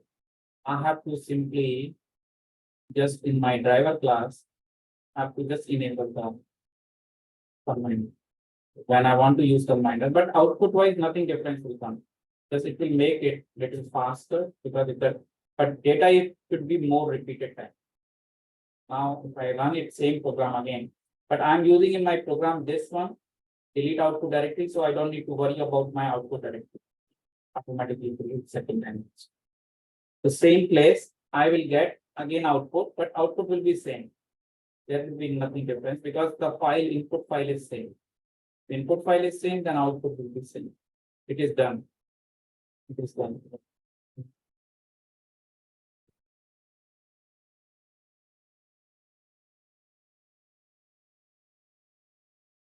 Combiner is just making it processing much faster because it is using the key, combining the keys with the same mapper machine rather than at the reducer. So reducer, it is doing combining the keys, but from different mapper. For the same mapper, if the key is repeated, that combiner will do.